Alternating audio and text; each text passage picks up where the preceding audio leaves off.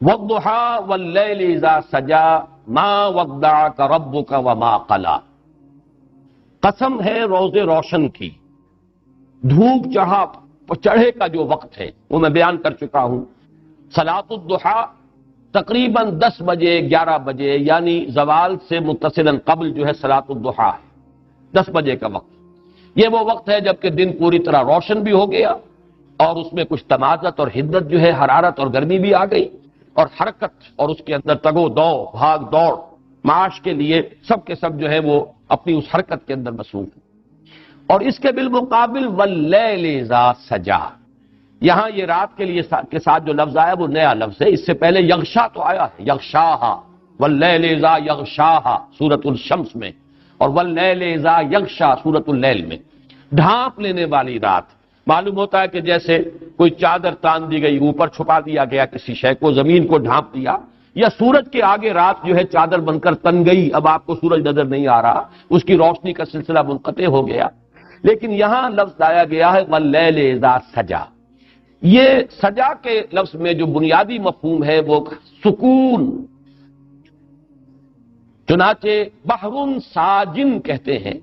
سمندر کی وہ کیفیت جس میں کوئی تلاطم نہیں ہے، موجیں نہیں ہے، پرسکون سمندر جو ہے، پانی جو ہے پرسکون ہے، یہ بحر ساجن۔ تو واللیل اذا سجا، جب کہ رات پوری سکون اس میں طاری ہو گیا، حرکت ختم ہو گئی، پرندے بھی اپنے گھونسلوں میں چلے گئے، انسان بھی اپنے گھروں میں جو بھی رین بسیرا ہے ہر ایک کا، وہاں اس نے جا کر بسیرا لے لیا، ہر طرف ایک سکون کی کیفیت ہے۔ تو ایک طرف حرکت، تمازت، حدت، اور ایک طرف رات کی تاریکی اور اس میں خاص طور پر سکون، حرکت نہیں بلکہ سکون کی کیفیت، ان دونوں کی قسمیں کھائیں۔ اور مقسم علیہ کیا ہے؟ ما ودعک ربک وما قلی، نہیں رخصت کیا آپ کو آپ کے رب نے اور نہ ہی وہ بیزار ہوا۔ اب یہ الفاظ جو ہیں خاص طور پر نوٹ کیجئے، ان کے پس منظر میں کیا چیز جھلک رہی ہے کہ کوئی ایسا احساس شدید ہوا ہے محمد الرسول اللہ صلی اللہ علیہ وسلم کو، کوئی ایسا اندیشہ لاحق ہوا ہے کہ شاید میرا رب ناراض ہو گیا، شاید میرے رب نے مجھ سے اپنا تعلق منقطع کر لیا، شاید میرے رب نے مجھے چھوڑ دیا، شاید اس کی عنایتیں اب شامل حال نہیں رہی، شاید اس کی شفقت و محبت جو ہے اب میں اس کا مرکز نہیں رہا۔ یہ تشویش، یہ کیفیت جو ہے، یہ اضطراب، یہ پس منظر میں ہے، اس لیے کہا جا رہا ہے ما ودعک ربک وما قلی، نہیں اے محمد صلی اللہ علیہ وسلم ایسا خیال اپنے قریب مت آنے دیجئے، نہ آپ کے رب نے آپ کو وداع کیا۔ یہ وداع سے ہی ہے وداع کا توضیح باب تفصیل میں ذرا اس میں اور تاکید کا مفہوم آ جاتا ہے۔ ایسا وداع ایک تو ہوتا ہے عارضی طور پر آپ نے وداع کیا کسی کو، پھر وہ آ جائے گا۔ ایک توضیح جو ہے وہ یہ مستقل انقطاع، توضیح ما ودعک ربک، نہیں کو اللہ نے آپ سے تعلق منقطع نہیں کیا، آپ کو رخصت نہیں کر دیا، آپ کو وداع نہیں کر دیا، وما قلی، اور ہرگز وہ کوئی بیزار نہیں ہوا آپ سے، ہرگز ناراض نہیں ہوا۔ یہ جو آیت ہے اب اس کے پس منظر میں یقیناً کوئی واقعہ ہے یا کوئی واقعات ہیں، اس اعتبار سے یہ بھی قرآن مجید کے ان مقامات میں سے ہے کہ جہاں شان نزول کی روایات سے اعتنا کیے بغیر کوئی چارہ نہیں۔ مولانا اصلاحی صاحب کا اپنا ایک ذوق ہے، وہ روایات سے حتی الامکان کرنی کتراتے ہیں، شان نزول کی روایات سے بھی بچ کر جو بھی عموم لفظی ہے اسی کے حوالے سے تفسیر کرتے ہیں، لیکن میں نے خاص طور پر نوٹ کیا یہاں کہ یہاں تو ممکن ہی نہیں رہا ان کے لیے بھی، انہیں بھی روایات ہی سے اعتنا کرنا پڑا۔ اور ایک چیز کا تو تقریباً اجماع ہے روایات میں کہ اس کے پس منظر میں ہے فترت وحی کا سلسلہ منقطع ہو گیا، کوئی وقفہ آیا ہے، اور اس میں یہ کہ مختلف اوقات میں بھی وقفے آ سکتے ہیں، لیکن جو سب سے طویل وقفہ آیا ہے وہ بالکل آغاز میں آیا ہے۔ اور یہ سورہ مدثر کے شروع میں بھی جب اس کا پس منظر بیان ہوتا ہے تو اس میں بھی یہ بات آتی ہے کہ حضور صلی اللہ علیہ وسلم پر بہت ہی وہ دن سخت گزرے ہیں فترت وحی کے، اس لیے کہ سورہ مزمل اور سورہ مدثر کے مابین کچھ فصل آ گیا، ایک وقت گزرا ہے، مدت گزری ہے کہ جس میں وحی کا سلسلہ منقطع ہو گیا۔ اس میں روایات میں اس کی مدت مختلف آئی ہے، 12 دن سے لے کر اور 40 دن تک کی مدت جو ہے مختلف روایات میں آئی ہے، اس کی تفصیل یہاں دینے کی کوئی ضرورت نہیں، لیکن اس کے حوالے سے جو بات کی ہے، جو ہمارے خاص طور پر جو ریشنلسٹ قسم کے مفسرین ہیں انہوں نے جو بات کی ہے وہ بات یہ کی ہے کہ وحی کی اصل میں آپ کو ضرورت ہوتی تھی اس لیے کہ مختلف مسائل جو پیدا ہو جاتے تھے، الجھنیں پیدا ہو جاتی تھی، ان کا حل ملتا تھا، لوگ سوالات کرتے تھے، ان کا جواب حضور کو وحی سے ملتا تھا۔ یسألونک عن الروح قل الروح من امر ربی، یسألونک عن ذی القرنین بتا دیجئے قل ساتلو علیکم منہ ذکرا۔ تو یہ تمام جو سوالات امتحاناً کیے جاتے تھے حضور سے صلی اللہ علیہ وسلم، اصحاب کہف کے بارے میں پوچھا جا رہا ہے تو وہ تفصیل، تو یہ سوال اور جواب اس میں بھی تسکین کا پہلو تھا حضور کے لیے۔ یا کوئی اعتراض کر دیتے تھے لوگ، اب اعتراض کا جواب دینا ہے۔ اب ایک تو یہ کہ حضور اپنی سمجھ کے مطابق، اپنے فہم کے مطابق، اور وہ فہم بھی بہرحال ہمارا فہم نہیں تھا، محمد الرسول اللہ کا فہم تھا کہ نسبت خاک رابع عالم پاک، لیکن یہ کہ پھر اس سے اوپر فہم ہے اللہ کا، فوق کل ذی علم علیم، اللہ تعالیٰ کا علم جو ہے وہ بہرحال اس سے بہت بالاتر ہے۔ تو علم خدا بندی سے جب جوابات آتے تھے اعتراضات کے تو ان کے اندر زیادہ تسکین کا پہلو ہوتا تھا۔ تو ایک تو یہ چیزیں ہیں کہ جس کی وجہ سے جو وحی کی کا تسلسل تھا اس سے حضور کو آسانی ملتی تھی، لیکن جب وحی کا سلسلہ منقطع ہو جاتا تھا تو پھر آپ کے لیے مشکل آتی تھی۔ اسی کے لیے میں عرض کر رہا ہوں کہ قرآن مجید میں سورہ ہود میں اور سورۃ الفرقان میں یہ جو مضمون آیا ہے کہ اس وحی کے ذریعے سے، قرآن کے ذریعے سے، اے نبی ہم آپ کے دل کو، قلب مبارک کو تثبیت عطا کرتے ہیں۔ وَكُلًّا نَقُصُّ عَلَيْكَ مِنْ أَنْبَاءِ الرُّسُلِ لِنُثَبِّتَ بِهِ فُؤَادَكَ۔ اب یہ پہلو بھی کہ جو آج مجھ پر بیت رہی ہے وہ سابقہ انبیاء پر بھی بیتی ہے۔ جیسی مخالفتیں آج میری ہو رہی ہیں، اگر مجھے مجنون اور پاگل کہا جا رہا ہے تو کہا گیا تھا حضرت نوح کو بھی اور تمام رسولوں کو کہا گیا۔ اگر میرے بارے میں کہا جا رہا ہے کہ یہ کوئی اپنی دی ارج ٹو ڈومینیٹ ہے، در حقیقت یہ اپنا کوئی چاہتے ہیں غلبہ، وہ حکومت چاہتے ہیں، قیادت چاہتے ہیں، یہی بات تو سابقہ رسولوں کے بارے میں کہی گئی۔ تو ان کے حالات جب آتے تھے تو اس سے بھی دل ٹھکتا تھا، جمتا تھا۔ پھر جب یہ معلوم ہو گیا کہ بالآخر وہ کامیاب ہوئے اور مخالفین ناکام ہو گئے، اس سے بھی ایک دھارس بندی تھی کہ یہ ساری مخالفتیں ناکام ہو جائیں گی، بالآخر اللہ کا کلمہ سربلند ہوگا اور ہدایت کا نور پھیل جائے گا۔ تو وَكُلًّا نَقُصُّ عَلَيْكَ مِنْ أَنْبَاءِ الرُّسُلِ لِنُثَبِّتَ بِهِ فُؤَادَكَ۔ بلکہ یہی بات جو سورۃ الفرقان میں آئی ہے وہ اس حوالے سے آئی ہے کہ لوگوں نے اعتراض کیا تھا، اگر یہ اللہ کا کلام ہے تو پورا کلام ایک دم کیوں نازل نہیں ہو جاتا؟ یہ تم تھوڑا تھوڑا کر کے قرآن ہمیں سناتے ہو، یہ تو بالکل ایسے جیسے شاعر جو ہے اس کا دیوان بہرحال وہ مکمل ہوتا ہے، ایک غزل آج کہہ دی، ایک کل کہہ دی، کوئی قصیدہ آج کہہ دیا پھر بعد میں کہہ دیا، بالکل یہی حال تمہارا ہے، تھوڑا تھوڑا قرآن سنا رہے ہو۔ اگر یہ اللہ کی کتاب ہوتی تو یہ کیوں نہ پوری کی پوری جملتم واحدہ نازل ہو جاتی؟ لیکن اس کا بھی جواب دیا گیا سورۃ الفرقان میں، کذالک لنثبت بہ فؤادک ورتلناہ ترتیلا۔ یہ اس لیے ہے کہ ہم آپ کے دل کو اس کے ذریعے سے تثبیت، دل کے لیے ثبات کا سامان کرنا چاہتے ہیں، اور چونکہ یہ ایک پیہم جد و جہد ہے جو آپ کو کرنی ہے اور مسلسل یہ رد و قدا جاری رہنی ہے، لہذا ایک ہی دم نہیں، جیسے جیسے حالات ہوں گے ویسے ویسے ہم آپ کی تثبیت قلبی کا سامان آپ کو اس وحی کے ذریعے سے دیتے چلے جائیں گے۔ تو یہ مضمون اپنی جگہ پر تو بہت مکمل ہے، لیکن اشکال کیا ہے؟ اشکال جیسا کہ میں نے عرض کیا تھا بہت سے اشکالات پیدا ہو جاتے ہیں۔ ایک اشکال اس اعتبار سے کہ حضور کی شان، علو شان کو پیش نظر رکھے تو بعض باتیں جو ہیں اس کے ساتھ مناسبت رکھتی ہوئی بظاہر نظر نہیں آتی۔ دوسرا اشکال یہ کہ یہ بالکل ابتدائی زمانے کی صورتیں، ابھی وہ رد و قدا شروع ہوئی نہیں، ابھی کوئی پرسیکیوشن کا آغاز ہی نہیں ہوا، ابھی تو وہ صورت ہے ہی نہیں، بھٹی تپی ہی نہیں، ابھی تو وہ بھڑکی ہی نہیں آگ، وہ رد و قدا تو ہوگی ابھی چل کر، ابھی تو وہ بالکل آغاز کا دور ہے۔ اگر یہ تسلیم کر لیا جائے کہ بالکل آغاز کا زمانہ ہے یہ، تو پھر یہ کہ یہ ساری چیزیں جو ہے بالکل آؤٹ آف کانٹیکسٹ ہو جاتی ہیں۔ آپ چاہے ادھر سے ادھر سے قرآن مجید کی آیات کے حوالوں سے جتنا چاہیں اس کے اندر وزن پیدا کر لیں، لیکن اس کانٹیکسٹ کے اندر وہ آؤٹ آف کانٹیکسٹ ہے، اس لیے کہ تو بالکل ابتدائی زمانے کا یہ جو صورتیں ہیں بالکل ابتدائی دور کی صورتیں۔ ایک دوسری بات یہ کہی گئی اور یہ بات وزنی ہے اور یہ بات سمجھ میں نہیں آ سکتی، وہی بات جو میں عرض کر چکا ہوں، جو معاملہ نہ دارت سخن آشنا نہ باشد، اور وہ یہ کہ اس وحی کا کوئی ایسا روحانی اثر تھا محمد الرسول اللہ صلی اللہ علیہ وسلم کی روح پر جس کو ہم نہیں سمجھ سکتے کہ وہ کیا تھا، یہ تو جس کا تجربہ ہوتا ہے وہی جانتا ہے۔ یہ جو ایک کیفیت ہے کہ لذت عبادہ نہ دانی بخدا تا نہ چشی، جس کے اوپر خود وہی نازل نہیں ہوئی اس کی لذت، اس کا سرور، اس کا کیف، اس سے انبساط، اس سے جو انشراح ملتا تھا محمد الرسول اللہ صلی اللہ علیہ وسلم کو، ہم اپنی عقل و منطق کے حوالے سے اس کو پہچان ہی نہیں سکتے۔ اس اعتبار سے جو آپ کا والہانہ عشق تھا،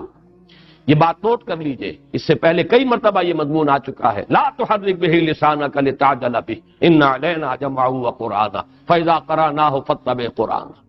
ونیسرک للیسریٰ سنقرئک فلا تنسیٰ۔ حضور ایسا نہ کیجئے، یہ ہم پڑھائیں گے آپ کو۔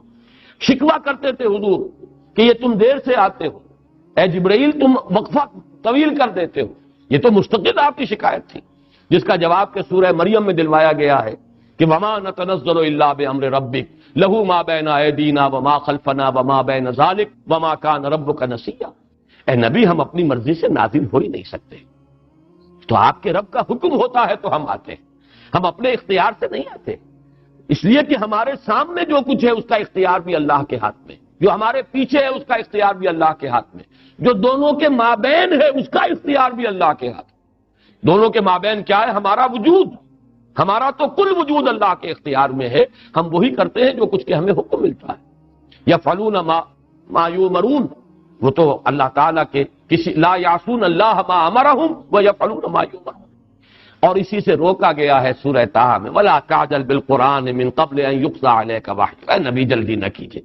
اس میں ہے در حقیقت وہ اشتیاق اور شوق اور محبت اور ایک والہانہ عشق جو تھا وہی کے ساتھ محمد الرسول اللہ صلی اللہ علیہ وسلم کو، تو اس میں یہ جو تھوڑا وقفہ آیا ہے اس پر آپ کی دل کے اوپر نہایت شاخ گزرا ہے یہ مرد، اور یہ در حقیقت حساب کتاب ہمارے حساب کتاب میں آنے والی بات نہیں، یہ وہی جان سکتا ہے لذت این بادہ نہ دانی بخدا تا نہ چشی، جس نے اس وحی کی لذت کو محسوس کیا، وہ لذت ہم کلامی جو اللہ کے ساتھ تھی جسے وہ حاصل ہوئی، جس سے کہ آگے بڑھ کر حضرت موسیٰ نے یہ بھی مطالبہ یا استدعا کر دی تھی کہ پروردگار یہ جو لذت مخاطبہ و مکالمہ ہے جو مجھے میسر آ رہی ہے، ذرا ایک قدم اور آگے، رب ارنی انظر الیک، پروردگار دیدار بھی فرما دے۔ اب یہ آگ جو بھڑکی ہے آتش شوق، اسی کا تو مظہر ہے یہ دعا۔ تو ایک اعتبار سے ہم کہہ سکتے ہیں کہ یہ در حقیقت وہ جو ایک والہانہ عشق تھا محمد الرسول اللہ صلی اللہ علیہ وسلم کو قرآن مجید کے ساتھ، یہ اس کا جو کیفیت آپ پر گزر رہی ہے اس ہجر کی، اس فراق کی،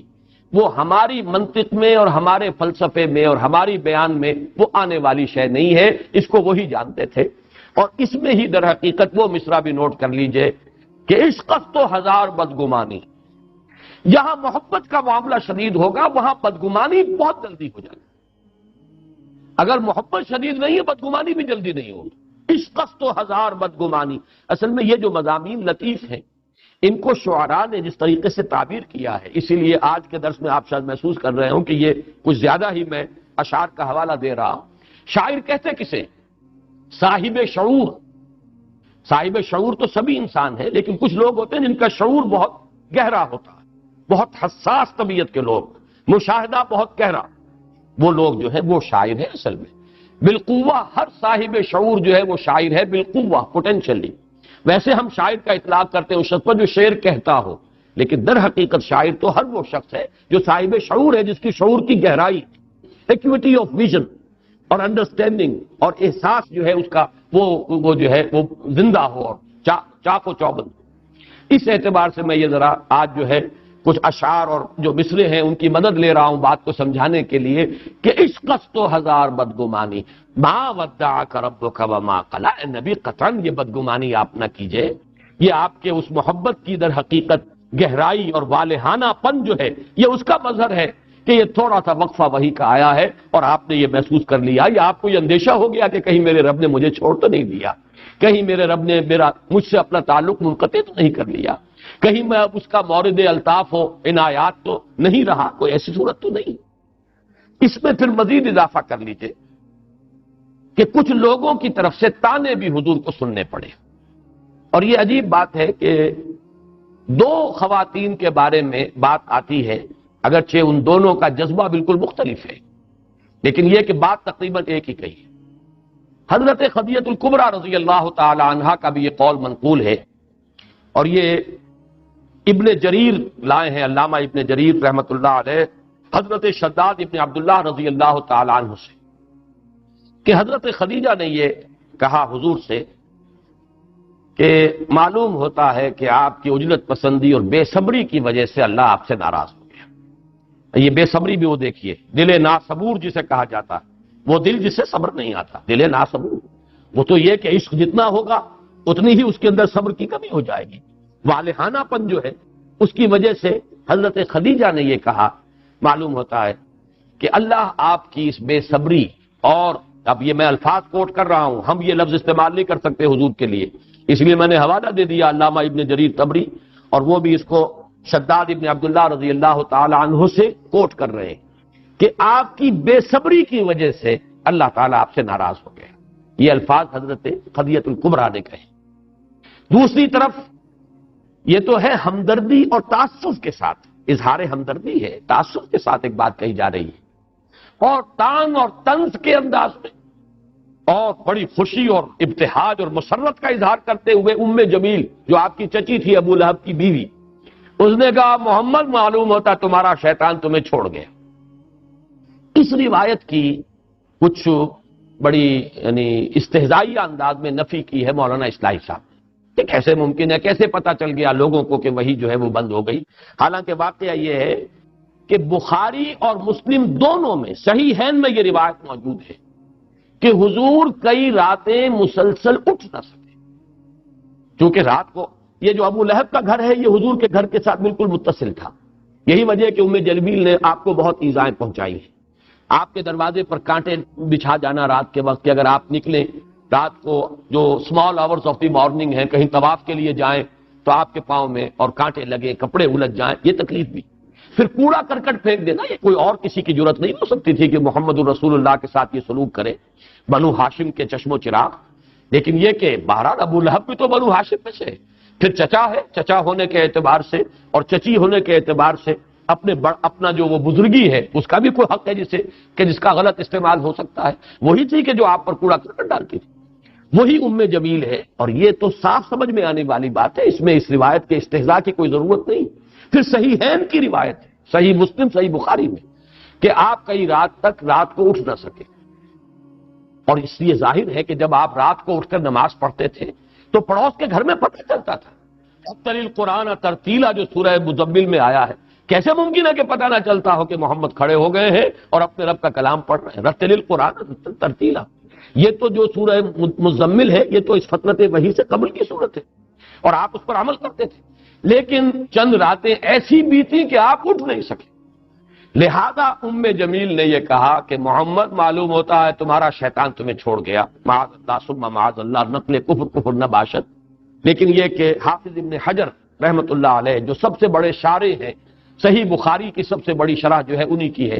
انہوں نے ان دونوں روایات میں جو ہے مطابقت دی ہے، اور وہ یہ ہے کہ بات تو ایک ہی تھی، ایک نے کہی ہے از راہ ہمدردی، از راہ تعصب، اور دوسری نے کہی ہے طعن اور طنز کے انداز میں اور خوشی مناتے ہوئے۔ باقی بات تو ایک ہی ہے، واقعہ ایک ہے، ثابت ہوتا ہے کہ یہ واقعہ ہوا۔ اور اس سے میں ایک نتیجہ اور نکال رہا ہوں، وہ نتیجہ یہ ہے کہ حضور صلی اللہ علیہ وسلم پر اس وقت جو بھی کیفیت تھی، وہ ایک بددلی کی کیفیت یا کوئی اضطراب، تشویش، آپ کو جو بھی کیفیت طاری ہوئی ہے وہ اس درجے شدید تھی کہ آپ پر کسل بھی طاری ہو گیا، رات کا نہ اٹھنا۔ یہ تو واقعہ یہ ہے کہ یہ تو اس کا جو اثرات ہیں انسان کے اپنے اعصاب پر اس درجے ہو جانا، حالانکہ سورہ مزمل ہے پس منظر میں، قم اللیل الا قلیلا نصفہ او انقص منہ قلیلا او زد علیہ ورتل القرآن ترتیلا، اتنا جو ہے تاکیدی حکم محمد الرسول اللہ صلی اللہ علیہ وسلم کو دیا گیا۔ لیکن معلوم ہوتا ہے کہ اس وقت کی وہ کیفیت جو ہے وہ ایسی تھی کہ آپ پر اس درجے کسل طاری ہوا ہے، یا آپ کے اعصاب میں، اب میں ایک لفظ بہت ڈرتے ڈرتے استعمال کر رہا ہوں لیکن میں سمجھانے کے لیے، ابلاغ کے لیے اسے ضروری سمجھتا ہوں، آج کی اصطلاح میں نیورستھینیا آپ اسے کہتے ہیں، اعصابی اضمحلال۔ ویسے کوئی تکلیف نہیں ہے، بیماری نہیں ہے، کوئی عارضہ جسمانی نہیں ہے، کوئی بخار نہیں ہے، کچھ نہیں ہے، لیکن یہ ہے کہ کچھ اعصاب پر ایسا اضمحلال طاری ہو جاتا ہے، نیورستھینیا، اعصابی اضمحلال، کہ آدمی ہلنا چاہتا نہیں ہل رہا، حرکت کرنا چاہتا نہیں کر پا رہا، ہمت گویا کہ ایک طرح سے جواب دے جاتی ہے۔ تو معلوم ہوتا ہے کہ رات کو نہ اٹھ سکنا، جس کا کہ ثبوت صحیح بخاری صحیح مسلم دونوں سے مل رہا ہے، اس حد تک بھی آپ کی وہ کیفیت جو پس منظر میں ہے سورہ مبارکہ کے، اس کا اثر اس درجے تھا۔ اس سے بھی آگے بڑھ کر اس درجے شدید کیفیت تھی آپ پر کہ حضور فرماتے ہیں صلی اللہ علیہ وسلم، عارف کہاں گیا بھائی سوالو آ کے اس کو ذرا، حضور فرماتے ہیں کہ مجھ پر یہ لمحہ اور یہ عرصہ جو ہے وقفہ اتنا شاخ گزرا کہ میرے دل میں بار بار یہ خیال آتا تھا کہ پہاڑ پر چڑھ کر اپنے آپ کو نیچے گرا۔ آپ اندازہ کیجئے، پھر میں عرض کر رہا ہوں حضور کا مقام اور مرتبہ اور یہ کیفیات، یعنی یہ کہ وسوسہ ہم اسے کہیں گے کہ وسوسہ اس حد تک آ رہا ہے کہ خودکشی پر انسان جو ہے آمادہ ہو رہا، گویا کہ زندگی بے معنی ہو کر رہ گئی۔ زندگی اب کاہے کے لیے؟ اگر اللہ ہی نے چھوڑ دیا، خدا نہ خواستہ اگر وحی کا سلسلہ ہی منقطع ہو گیا، اگر میرے اعصاب ہی اتنے جواب دے گئے کہ میں رات کو کھڑا بھی نہیں ہو سکتا، تو جینا کاہے کے لیے؟ زندگی تو در حقیقت کسی مقصد کے لیے ہوتی ہے، کوئی آئیڈیل ہو۔ ایک ہے وہ جو حیوانی سطح پر زندگی گزارتے ہیں، جن کے بارے میں میری جو تعبیر ہے وہ یہ ہے کہ جنہیں زندگی گزارتی ہے وہ زندگی کو نہیں گزارتے، زندگی انہیں گزارتی ہے۔ وہ زندگی بسر نہیں کرتے، زندگی انہیں بسر کرتی ہے، ان کا معاملہ اور ہے۔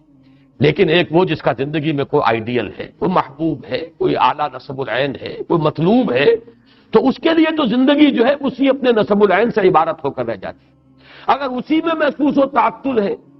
اسی میں کوئی انقطاع کی صورت پیدا ہو گئی، اسی میں کوئی آگے بڑھنے کا راستہ نظر نہیں آ رہا، تو زندگی بے معنی ہو جائے گی۔ یہ چیز بھی ثابت ہے اور بخاری سے ثابت ہے۔ میں یہ سارے حوالے خاص طور پر آج اس لیے آپ کو نوٹ کرا رہا ہوں کہ یہ معاملات بڑے نازک ہیں۔ حضور کا مقام و مرتبہ تو یہ تو نفس گم کردہ بھی آیت جنید و باید یہ نہیں جا، یہ تو بہت نازک مقام ہے۔ اس اعتبار سے مجھے ساری باتیں جو میں کہہ رہا ہوں، اگر صرف میری بات آپ سمجھیں گے تو آپ کو بدگمانی مجھ سے ہو جائے گی۔ میں یہ سارے حوالے اس لیے دے رہا ہوں کہ یہ چیزیں ثابت ہیں روایات سے، اور روایات بھی جو ہیں وہ دوسرے تیسرے درجے کی نہیں، بخاری سے، صحیح مسلم سے یہ ثابت ہے کہ اس درجے حضور پر یہ سختی جو ہے کی کیفیت تھی۔ اور ایک مقام اور نوٹ کر لیجئے جو سورہ انعام میں ہے، یہ جو تانے تھے جو حضور کو مل رہے تھے، معلوم ہوتا ہے دوسروں نے بھی دیے۔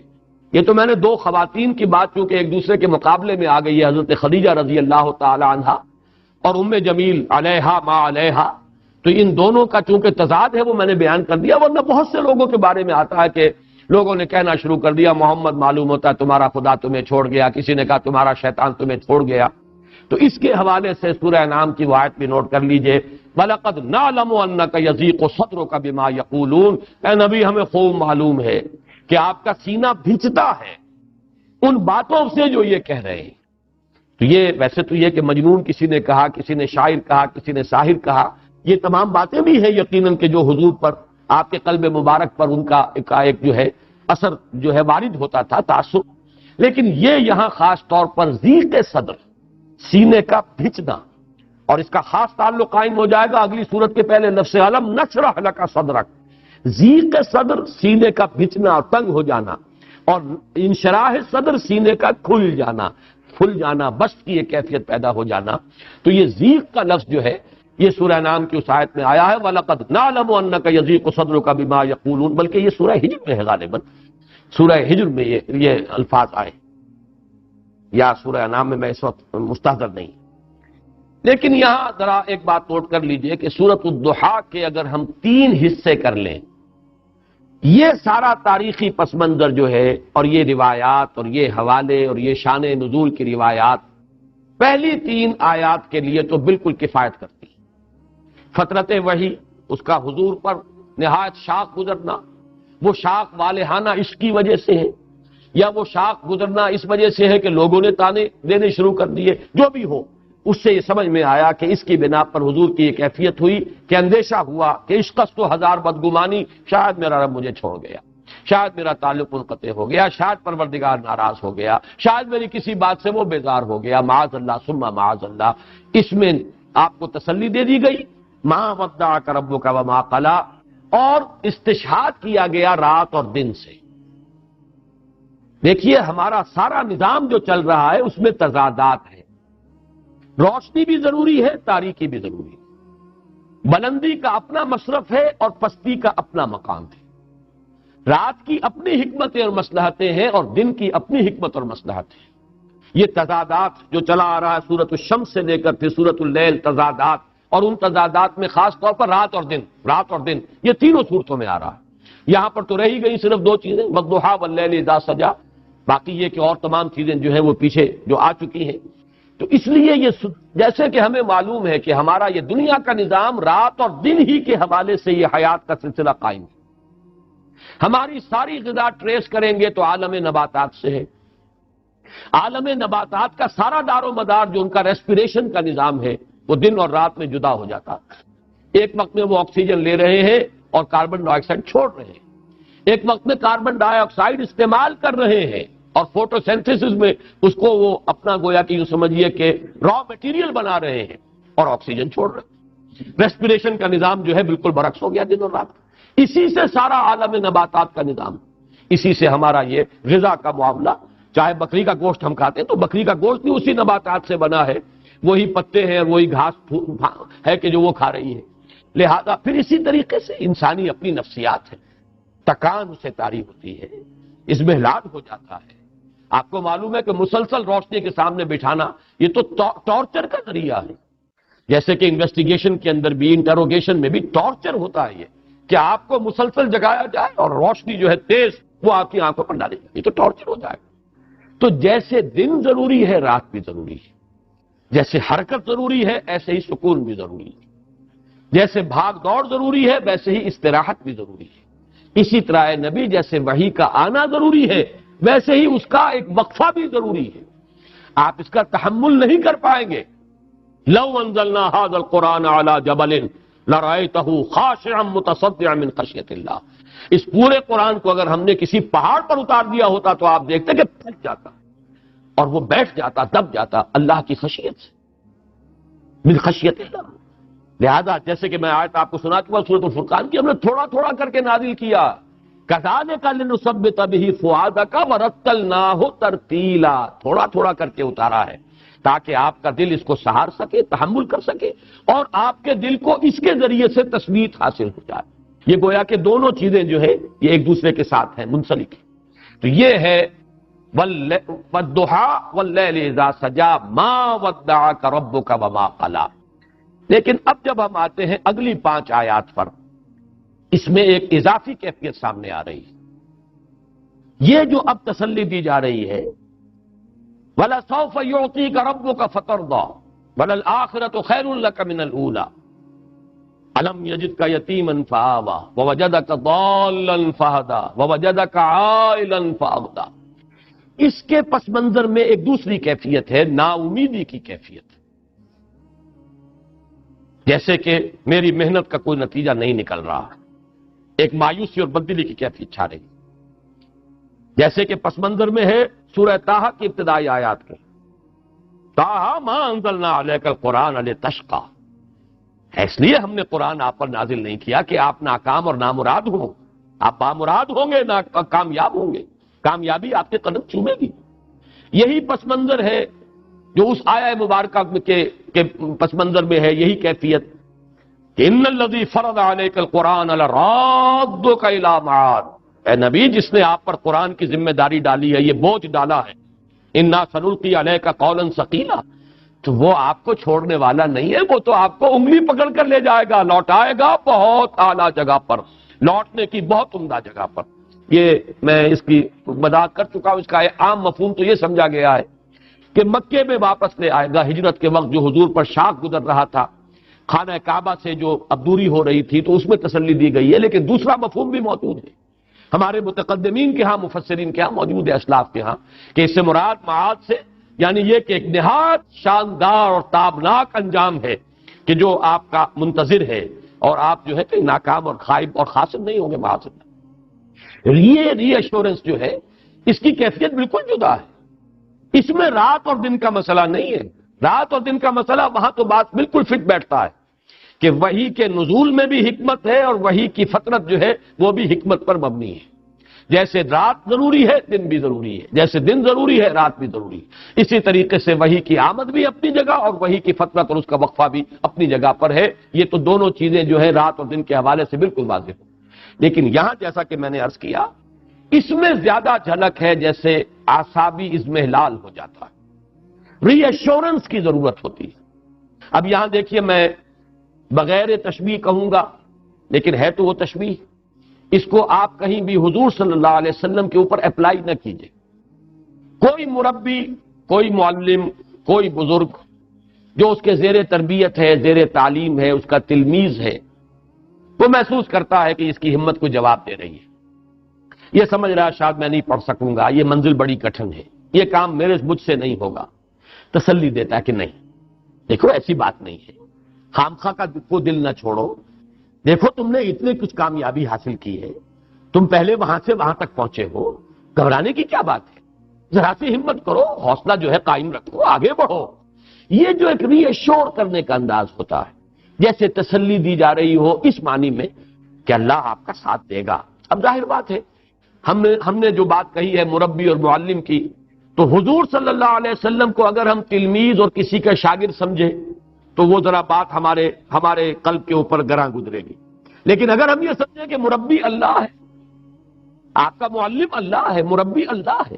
اس اعتبار سے الرب رب وَإِن تنزل والعبد عبد وَإِن ترقى، وہ نسبت وہاں پر قائم رہے گی۔ تو یہ جو حوصلہ دینے کا انداز ہے، اس کے پس منظر میں ہے اضمحلال، جس کو میں نے تعبیر کیا تھا جیسے کہ اعصاب کچھ جواب دے رہے ہیں، جیسے کہ ہمت کچھ بیٹھ رہی ہو، جیسے کہ کمر جو ہے وہ کچھ کمزور پڑتی نظر آ رہی ہو، جیسے اگلی صورت میں آئے گا الذی انقض ظہرک، جس نے کہ آپ کی کمر کو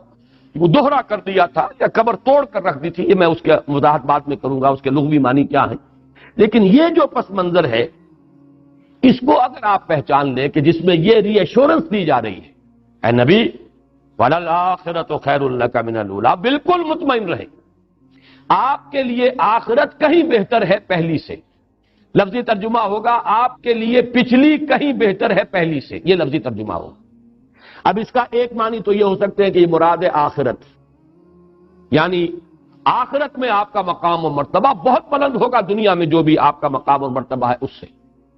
اور اس کے لیے چونکہ سابقہ صورت میں بھی یہ الفاظ آئے ہیں وَإِنَّ لَنَا لَلْآخِرَةَ وَالْأُولَىٰ، ہمارے ہی اختیار میں ہے آخرت بھی اور اولا بھی، پچھلی زندگی بھی، آخرت کی زندگی بھی اور دنیا کی زندگی۔ اس اعتبار سے ان دونوں صورتوں کے اندر ایک لفظی مناسبت بھی پیدا ہوئی ہے۔ ایک مفہوم تو یہ ہے کہ آخرت سے مراد آخرت ہے معروف معنی میں، جسے ہم آخرت سمجھتے ہیں بعث بعد الموت کی زندگی،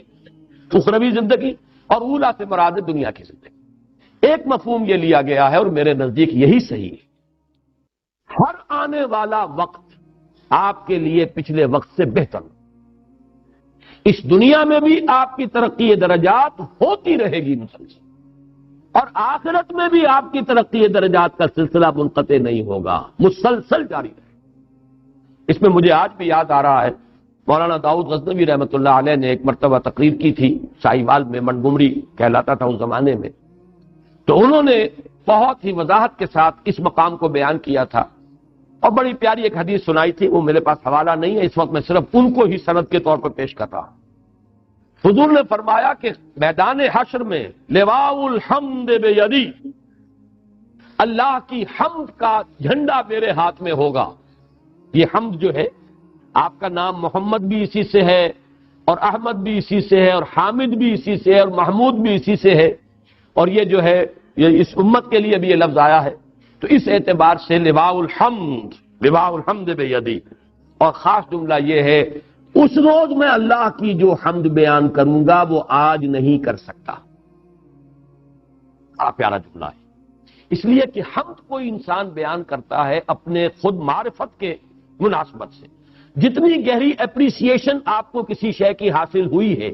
اتنا ہی تو آپ اس کو بیان کر سکیں گے۔ یہ تو ہو سکتا ہے کہ اپریسیشن آپ کی زیادہ ہو، بیان آپ نہ کر سکیں، اتنی بھی نہ بیان کر سکیں، وہ تو یہ ہے کہ انسان کا یعنی کلام کی صلاحیت جو ہے اس میں کم ہے، قوت بیانیہ کا قصور ہے، اس کی کمی ہے،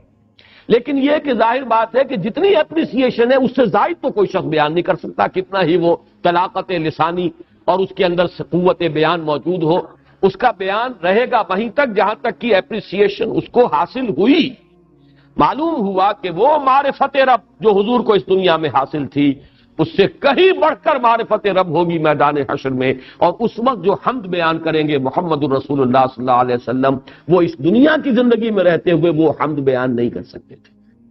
تو وَلَلْآخِرَةُ خَيْرٌ لَكَ مِنَ الْأُولَىٰ، ہر آنے والی ساعت آپ کے لیے پچھلی ساعت سے بہتر ہوگی اور آپ کے مراتب بلند سے بلند تر ہوتے چلے گا۔ وَلَسَوْفَ يُعْطِيكَ رَبُّكَ فَتَرْضَىٰ، اور عنقریب آپ کا رب آپ کو اتنا کچھ دے گا، وہ کچھ دے گا۔ اب یہ میں نے دو ڈائمنشنز علیحدہ کر دی، اتنا کچھ دے گا، یہ گویا کہ کوانٹیٹیو ہے، وہ کچھ دے گا یہ کوالیٹیٹیو ہے۔ اور یہاں پر ان دونوں کو بالکل مبہم رکھا گیا، واضح نہیں کیا گیا، کہیں ابہام میں زیادہ تاثیر ہوتی ہے، وہ کچھ دے گا، وضاحت نہیں کیا کیا دے گا، اس کی وضاحت نہیں کی گئی، لیکن اس میں زیادہ جو ہے مبالغہ ہے، زیادہ تاثیر ہے۔ آپ کا رب آپ کو وہ کچھ دے گا اور اتنا کچھ دے گا کہ آپ راضی ہو جائیں۔ اب اس میں وہ کوانٹیٹیو کوالیٹیٹیو سارے ایلیمنٹس لے آئی، اس میں وہ چیز بھی لے آئی ہے، دنیا میں آپ کو کامیابی ہوگی، آپ فاتح کی حیثیت سے مکے میں داخل ہوں گے۔ وہ وقت آئے گا کہ یہی قبائل عرب جو ہے یدخلون فی دین اللہ افواجا، اللہ کے دین میں فوج در فوج داخل ہوں گے۔ پھر آپ کی امت کے ہاتھوں کیسر و کسریٰ کی سلطنتیں جو ہے وہ زیر ہوں گی اور وہاں پر جھنڈے گاڑے جائیں گے۔ آپ کے خلفائے راشدین کے زمانے میں کہاں سے کہاں تک بات پہنچ جائے گی۔ تو میں عرض کر رہا تھا کہ حضور نے فرمایا میرے لیے پوری زمین لپیٹ دی گئی، یہاں تک کہ میں نے اس کے مشارق اور مغارب سب دیکھ لیے، مشرق و مغرب سب میرے سامنے آ گئے، اور جو کچھ میں نے دیکھا ہے زمین کا حصہ، وہاں پر میری امت کی حکومت قائم۔ یہ بھی گویا کہ وہ ایک نبی ہے، وَلَسَوْفَ يُعْطِيكَ رَبُّكَ فَتَرْضَىٰ۔ پھر یہ کہ آخرت میں جو مقام ہوگا، خود آپ کو ذاتی طور پر مقام محمود پر فائز کیے جائے۔ پھر یہ کہ آپ کے لیے شفاعت کبریٰ، جس کی کیا حدیث کے اندر صراحت آئی ہے، تو اے نبی آپ راضی ہو جائیں گے۔ جب میں پہلے بیان کر چکا ہوں کہ وہاں حضرت ابو بکر سے خطاب تھا، تو وَلَسَوْفَ يَرْضَىٰ، یہاں وَلَسَوْفَ يُعْطِيكَ رَبُّكَ فَتَرْضَىٰ۔ اب اس میں تفاصیل کا جتنا بھی ہے رنگ وہ بھر لیجئے، کیا کچھ اللہ نے دیا اور کیا کچھ جو ہے ابھی آخرت میں محمد الرسول اللہ صلی اللہ علیہ وسلم اور آپ کی امت کے لیے کیا کیا مدارج ہیں اور کیا کیا رتبے ہیں جو اللہ نے رکھے ہیں۔ الم یجدک یتیما فآویٰ، یہ جب 3 آیتیں آ رہی ہیں، یہ بھی وہ انداز ہے، دیکھو ہم نے تمہارا ساتھ کبھی چھوڑا ہے پہلے؟ غور کرو اپنی سابقہ زندگی پر،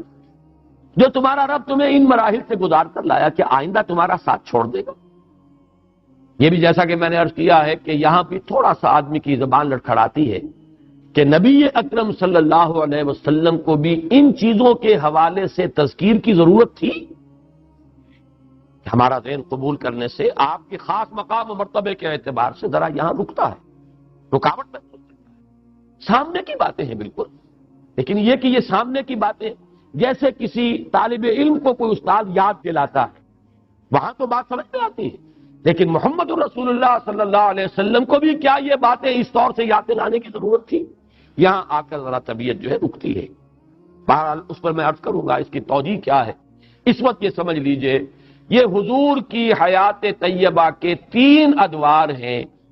جن میں اللہ کی رحمت اور شفقت جو ہے حضور پر، اللہ کی عنایت خصوصی حضور پر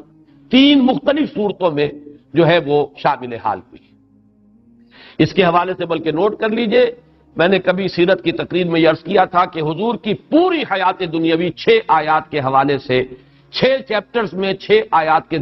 زیر عنوان لائی جا سکتی ہے۔ 3 آیات یہ ہیں اور 3 آیات سورہ مدثر کی۔ آپ کا پہلا حصہ زندگی کا وہ ہے، یوں سمجھیے کہ 10-12 برس تک کی زندگی۔ پیدائش ہو رہی ہے والد کے انتقال کے بعد، چند سال کے ہیں کہ والدہ کا سایہ سر سے اٹھ گئے، مزید 2 سال گزرے کہ دادا بھی اللہ کے ہاں گئے۔ اس کے بعد البتہ یہ نوٹ کر لیجئے، ہمارے بھی عام جو مورخین ہیں اور سیرت نگار ہیں، انہوں نے ایک بہت بڑا خلا چھوڑ دیا ہے۔ عبد المطلب کے انتقال کے بعد زبیر حضور کے تایا حضور کے اتالیق اور سرپرست رہے۔ ابو طالب کو زیادہ نمایاں کرنے کے لیے زبیر کا نام جو ہے خارج کر دیا گیا یہ سیرت کی کتابوں سے۔ وہ جو جنگ بھی ہوئی تھی، واحد جنگ ہے حضور کی اس دور میں جس میں کہ حضور شریک ہوئے ہیں، اگرچہ آپ نے باقاعدہ کوئی خوریزی میں حصہ نہیں لیا، لیکن یہ کہ وہ تو ایک قبائلی معاشرہ تھا، جب جنگ ہے تو ہر قبیلے کے جو بھی جوان ہیں ان کو جا کے شریک ہونا ہے۔ اس وقت علم جو تھا بنو ہاشم کا علم، وہ زبیر کے ہاتھ میں تھا، ابو طالب کے ہاتھ میں نہیں تھا۔ یہ تو زبیر کے انتقال کے بعد ابو طالب کا مرحلہ آیا ہے کہ پھر وہ جو ہاؤس آف ہاشم تھا، بنو ہاشم، ہاشم کا گھرانہ، اس کی جو سربراہی ہے وہ ابو طالب کے ہاتھ میں آئی ہے ذمہ داری، اور پھر یقینا ہم بھی تسلیم کرتے ہیں کہ انہوں نے ساتھ دیا ہے حضور کا اور تعاون کیا ہے۔ لیکن یہ ہے کہ یہ 4 مرحلے آپ ذہن میں رکھیے، بلکہ ایک اعتبار سے نوٹ کر لیجئے، ابو طالب کو حضور نے سپورٹ کیا ہے معاشی طور پر۔ ابو طالب کا کوئی معاشی احسان محمد کی گردن پر نہیں ہے، اور یہ میں کسی تعصب کی وجہ سے ہرگز نہیں کہہ رہا۔ جب میں ابو طالب کا وہ احسان مانتا ہوں اور ڈنکے کے چوٹ اعلان کرتا ہوں کہ 10 برس تک پروٹیکشن دنیا میں اگر حاصل تھی حضور کو تو وہ ابو طالب کی وجہ سے تھی، ورنہ آخرت میں تو ظاہر بات ہے اصل جو ہے پروٹیکشن وہ تو اللہ کی ہے، لیکن وہ تو ہے انویزیبل ورلڈ، وہ تو ہے غیبی ایک عالم۔ دنیا میں عالم اسباب میں پروٹیکشن جو حضور کو حاصل رہی ہے آغاز وحی کے بعد سے لے کر سن 10 تک، جب تک کہ ابو طالب کا انتقال نہیں ہو گیا، تو آپ کو جو بھی حفاظت حاصل رہی ہے وہ ابو طالب کی، کوئی شک نہیں۔ اور اس کی بنا پر ہم میں سے ہر شخص کی گردن پر اور کندھے پر احسان کا ایک بار گراں ہے ابو طالب کا۔ لیکن یہ کہ ایک درمیان میں نوٹ کر لیجئے، جہاں تک معاشی کفالت کا تعلق ہے، حضور پر یہ احسان ابو طالب کا نہیں ہے، بلکہ ابو طالب پر احسان ہے حضور کا۔ آپ نے محنت کی، مزدوری کی، مشقت کی، آپ کماتے تھے اور ابو طالب کے گھرانے کو سپورٹ کرتے تھے، اس لیے کہ ابو طالب مفلس تھے، قلاش تھے، دنیاوی حیثیت ان کی نہیں تھی، مالدار نہیں تھے، عیالدار تھے، اولاد بہت تھی۔ حضور نے بھیڑیں بکریاں چرائی ہیں اور کمایا ہے، اور حضور نے محنت کی ہے اور پالا ہے، اور معاشی اعتبار سے سپورٹ کیا ابو طالب کے گھرانے۔ پھر جب آپ کی شادی ہو گئی حضرت خدیجہ سے تو حضرت علی کو اپنے پاس اسی لیے رکھا ہے تاکہ وہ جو بوجھ ہے ابو طالب کے اوپر وہ کم رہے، جو اپنے بچوں کی جو بھی ہے ان کی کفالت کا، تو ایک شخص ان کے پاس، اور غالباً حضرت جعفر جو ہے وہ بھی کسی اور کے پاس تھے، تو اس اعتبار سے شاید حضرت عباس کے پاس، اگر میرا جو ہے وہ یادداشت اگر ٹھوکر نہیں کھا رہی، اسی وجہ سے یہ معاملہ تھا کہ عباس بھی جو ہے وہ کافی آسودہ حال تھے۔ ادھر حضور کو اللہ تعالیٰ نے غنا عطا کر دیا حضرت خدیجہ سے شادی کا، نتیجہ یہ نکلا ہے کہ حضرت علی یہاں تھے، جعفر وہاں تھے، اس لیے کہ ابو طالب سپورٹ نہیں کر پاتے۔ بہرحال پہلا مرحلہ جو ہے حضور کی حیات طیبہ کا، سیرت مطہرہ کا، الم یجد کا یتیمن فآوا۔ اے محمد ذرا دیکھو تو صحیح، پیچھے مڑ کر نگاہ تو ڈالو، تو دنیا میں آئے تو تمہارے والد کا سر سے سایہ اٹھ چکا تھا، چند برس کے، 6 برس کے تھے کہ دادا کی محبت سے بھی محروم ہوئے، مزید 2 برس کے بعد ماں کی محبت اور شفقت بھی ختم ہوئی۔ پھر ہم نے کس کس طریقے سے آپ کے لیے بندوبست کیا، کہاں کہاں سے فآوا، پناہ دی ہے، کہاں کہاں سے پروٹیکشن ملی ہے، کیسی کیسی محبتیں آپ کو ملی ہیں، دادا کی محبت، والدہ کی محبت، پھر زبیر کی محبت۔ زبیر کے علم تلے محمد الرسول اللہ اس جنگ میں شریک تھے، اگرچہ باقاعدہ خوریزی میں آپ نے حصہ نہیں لیا، لیکن تھے، جھنڈا ان کے ہاتھ میں تھا۔ تو پہلا دور تو یہ ہے محمد الرسول اللہ صلی اللہ علیہ وسلم کی حیات دنیاوی کا،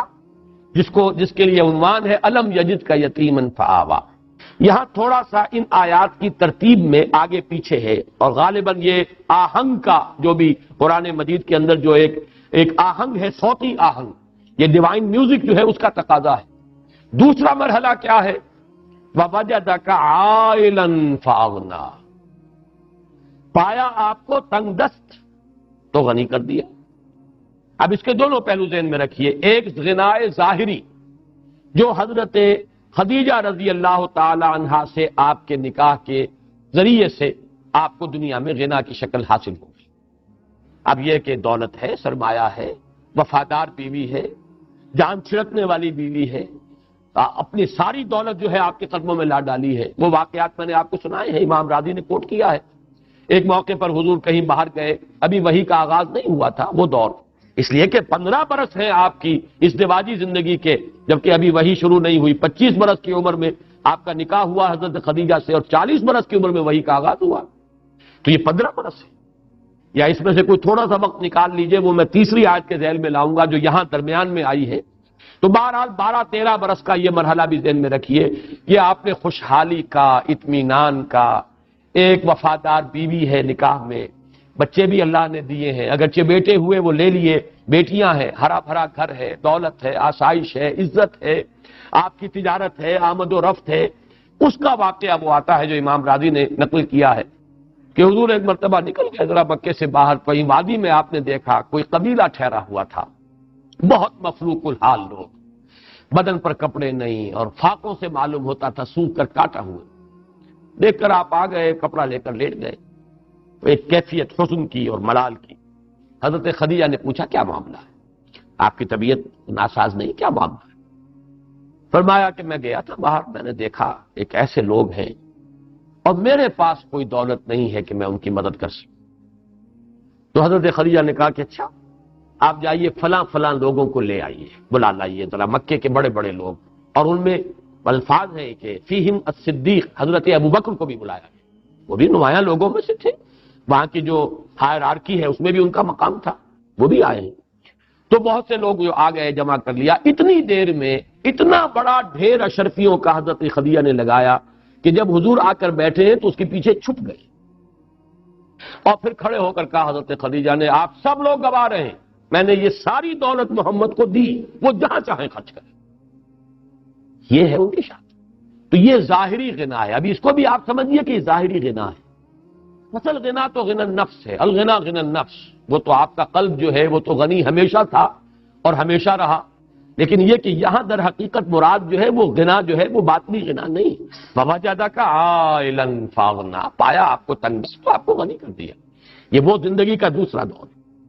تیسرا دور وہ ہے، یہ ہے در حقیقت ایک اعتبار سے بڑا سخت دور جو حضور پر گزرا ہے، اس کو آپ کہہ سکتے ہیں فلسفیانہ غور و فکر کا دور۔ دیکھیے اس کو ایک انداز سے ذرا حضور کے مقام و مرتبے کے اور آپ کے ذکر سے تو یہ چیز پھر غیر متناسب اور نامناسب نظر آتی ہے، لیکن بات کو سمجھیے۔ جب تک کہ ایک تنگ دستی تھی تو پوری محنت جو ہے جسمانی مشقت لگ رہی ہے، اب جب فراغت بھی ہو گئی، ہر طرح کی سہولتیں بھی حاصل ہو گئیں، گھریلو ازدواجی زندگی کی مسرتیں بھی حاصل ہیں، تو غالباً اب وہ وقت آیا ہے کہ فلسفیانہ غور و فکر، یہ کائنات ہے کیا، یہ زندگی ہے کیا، یہ ہم کہاں سے آئے ہیں، کہاں جا رہے ہیں، یہ گاڑی چلے جا رہی ہے، رو میں ہے رخش عمر، کہاں دیکھیے تو ہمیں نہ ہاتھ باغ پہ ہے نہ پا ہے رکاب میں، کدھر جا رہے ہیں پتہ نہیں، کہاں ہم جا رہے ہیں، کہاں سے ہدایت ملے۔ پھر یہ جو پستی ہے اخلاقی، اب ظاہر بات ہے جو خود اخلاق کی اس بلندی پر فائز ہو، اسے جو اپنے معاشرے میں پستی نظر آ رہی ہے،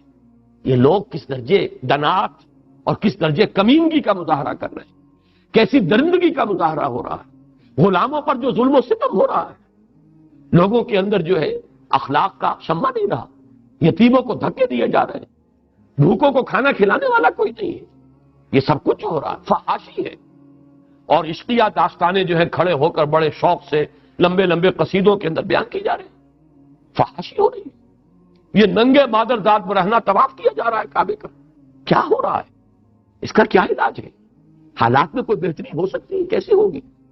ایک سلیم الفطرت انسان ایک طرف تو اپنے ماحول کو دیکھ کر کڑ رہا ہے، سوچ رہا ہے اس کا حل کیا ہے، ہو بھی سکے گا حل کہ نہیں، کوئی امکان ہے اس کے درست ہونے میں؟ پھر یہ کہ مجھے کہاں سے ہدایت ملے، یقین والی دولت کہاں سے ملے؟ یہ ساری چیزیں وہ ہیں جو فلسفیانہ غور و فکر کا ایک بڑا شدید مرحلہ محمد الرسول اللہ پر گزرا ہے۔ بلکہ یہ ابھی لفظ رسول اللہ میں نے ایڈ کر دیا، اس وقت تک تو ابھی آپ کی نبوت ظاہر نہیں ہوئی، رسالت پر فائز نہیں ہوئے، یہ ایک حکیمانہ غور و فکر کا مرحلہ ہے۔ اسی کے بارے میں احادیث میں آتا ہے کہ فلما بلغ 40 سنة حبب إليه الخلاء فكان يخلو بغار حراء يتحنث فيه، آپ نے غور و فکر شروع کیا، خلوت گزینی محبوب ہو گئی، اب ملنا جلنا چھوڑ دیا لوگوں سے، جیسے کہتے ہیں وڈرا کر لینا، وہ ملنا جلنا، دنیا کی محفلوں سے اکتا گیا ہوں یا رب، کیا لطف انجمن کا جب دل ہی بجھ گیا ہو۔ بہرحال یہ شعر پورے طور پر تو یہاں پہ منطبق نہ کیجئے، دل کے بجھنے کا کوئی سوال نہیں، لیکن دلچسپی نہیں رہی، غور و فکر، سوچ وچار، اسی غور و فکر کے اندر غلطا و پیچا، اسی میں پھر یہ کیفیت اتنی شدت پیدا ہوئی کہ گھر سے بھی نکل گئے، کئی دن کئی راتیں مسلسل غار حرا میں وہ غور و فکر ہو رہا ہے۔ یہ تحنس کا لفظ آیا حدیث میں، حضرت عائشہ سے یہ روایت ہے کہ جب آپ کی عمر شریف 40 کے لگ بھگ ہوئی تو آپ کی طبیعت کے اندر خلوت گزینی محبوب ہو گئی آپ کو، لوگوں سے کٹ کر اور منقطع ہو کر کہیں علیحدگی میں بیٹھنا. پھر یہاں تک ہوا کہ اس کے اندر شدت پیدا ہوئی کہ غار حرا میں کئی کئی دن آپ مقیم رہتے تھے. کچھ کھانے پینے کا سامان حضرت خدیجہ جو ہے باندھ دیتی تھی اور وہاں جا کر آپ مقیم رہتے تھے، غور و فکر کرتے تھے. یتحنس فی، اب تحنس کا لفظی ترجمہ ہے عبادت یا گناہ کے اثرات کو زائل کرنے کی کوشش کرنا. ہنس کہتے ہیں گناہ کو. تحنس جو ہے کہیں کہیں باب تفاعل جو ہے اس معنی میں دیتا ہے سلب ماخذ، کہ جیسے کہ گناہ کو زائل کرنے کے لیے عبادت کی جاتی ہے، تو یہ تحنس فی. لیکن پھر یہ کہ جو شارحین حدیث ہیں انہوں نے یہ سوال اٹھایا کہ آپ عبادت کیا کرتے تھے، کس طرح سے کرتے تھے؟ ظاہر بات ہے کہ آپ بنی اسرائیل میں پیدا نہیں ہوئے، یہاں پر جو ہے ملت ابراہیمی اس میں سب چیزیں گم ہو چکی، تو عبادت کیسے کرتے تھے؟ تو تقریباً اجماع ہے اس پر کہ کانا صفت و تعبدہ فی غار حرا التفکر والاعتبار. غار حرا میں آپ غور و فکر کرتے تھے، سوچ بچار کرتے تھے. یہ وہ سوچ بچار کا مرحلہ ہے جس میں انسانی فلسفیانہ فکر جہاں تک پہنچ سکتا ہے وہاں تک محمد پہنچ گئے صلی اللہ علیہ وسلم. اب وہ مقام آیا ہے کہ جس سے آگے عقل انسانی کی رسائی نہیں ہے. گزر جا عقل سے آگے کہ یہ نور چراغ راہ ہے، منزل نہیں ہے. یہ وہ منزل ہے کہ جس پر وَوَجَدَكَ ضَالًّا فَهَدَىٰ. اب وہ پردے اٹھے ہیں، افلاک سے آتا ہے نالوں کا جواب آخر، اٹھتے ہیں حجاب آخر، کرتے ہیں خطاب آخر. اب وحی کا سلسلہ شروع ہوتا ہے. یہ گویا کہ سیرت محمدی صلی اللہ علیہ وسلم، حیات طیبہ جو ہے آپ کے حیات دنیاوی کا تیسرا مرحلہ ہے. اس تیسرے مرحلے کے بعد بھی چوتھا مرحلہ ہے. ابھی وہ تشویش کیسے ہو، کس طرح کروں، غور و فکر، سوچ بچار، بڑا بوجھ آ گیا ہے، بہت بھاری بوجھ ہے. اس کا جو احساس گراں ہے اس کا ہے در حقیقت یا ایھا المزمل یا ایھا المدثر. اے کپڑے میں لپٹ کر لیٹنے والے، اے کمبل میں لپٹ کر لیٹنے والے، اے لحاف کو اوڑھ کر لیٹنے والے، کھڑے ہو جاؤ. اب تمہاری جد و جہد شروع ہو جاتی ہے. لاکھ حکیم سر بجے ایک کلیم سر بکف. اب یہ غور و فکر کا مرحلہ ختم کرو، آؤ میدان عمل میں. اور دو عمل ہے، ایک رات کا عمل ہے قم اللیل الا قلیلا نصفہ او انقص منہ قلیلا اور زد علیہ ورتل القرآن ترتیلا. اور ایک دن کا عمل ہے یا ایھا المدثر قم فانذر وربک فکبر. تو پانچواں مرحلہ ہے حضور کا انذار. پورا مکی دور جو ہے آپ یہاں سمجھیے دعوت، انذار، خبردار کرنا، جگانا، ہوش میں لانا. یہ 13 برس جو ہے یہ در حقیقت مرحلہ ہے انذار کا. اور آخری 11 برس یہ مرحلہ ہے تکبیر رب.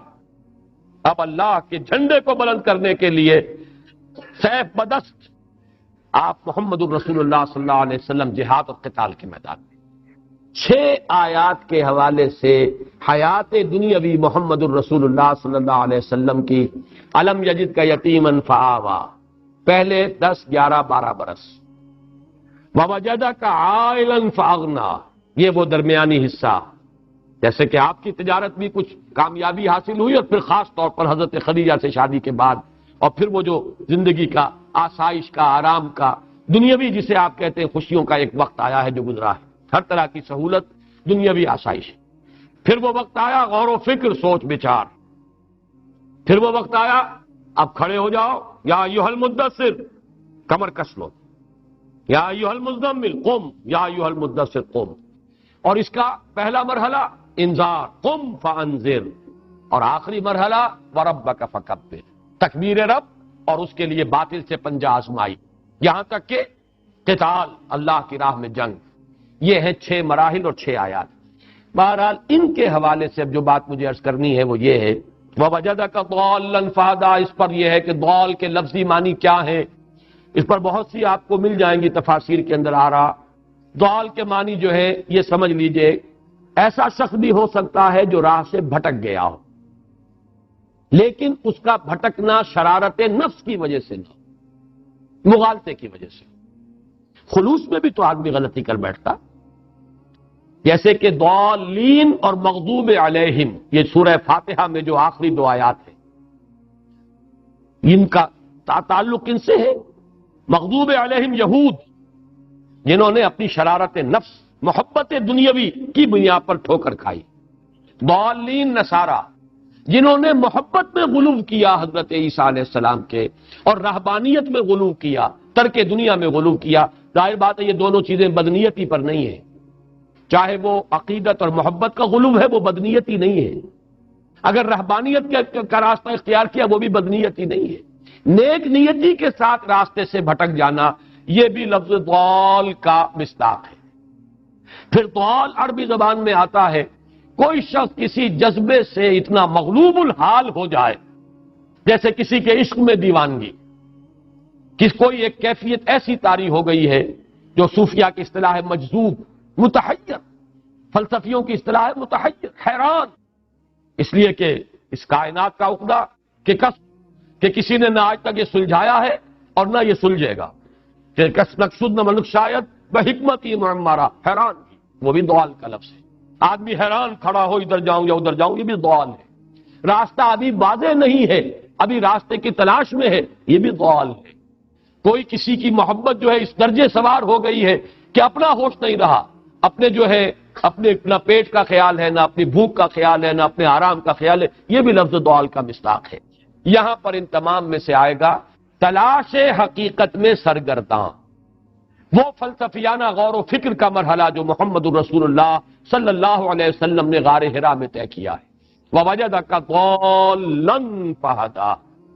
اب اس پر جو بات مجھے عرض کرنی ہے، اور یہ میں محسوس کر رہا ہوں کہ آج ہمیں سورۃ الضحیٰ ہی پر اکتفا کرنی پڑے گی، سورۃ الانشراح جو ہے وہ اب کل ہم پڑھیں گے انشاءاللہ، لیکن اس کو ہم مکمل کر لیں گے۔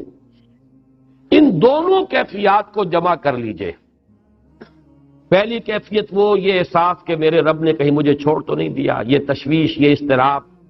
کہ عشقست و ہزار بدگمانی۔ دوسرا احساس یہ کامیاب ہو سکوں گا،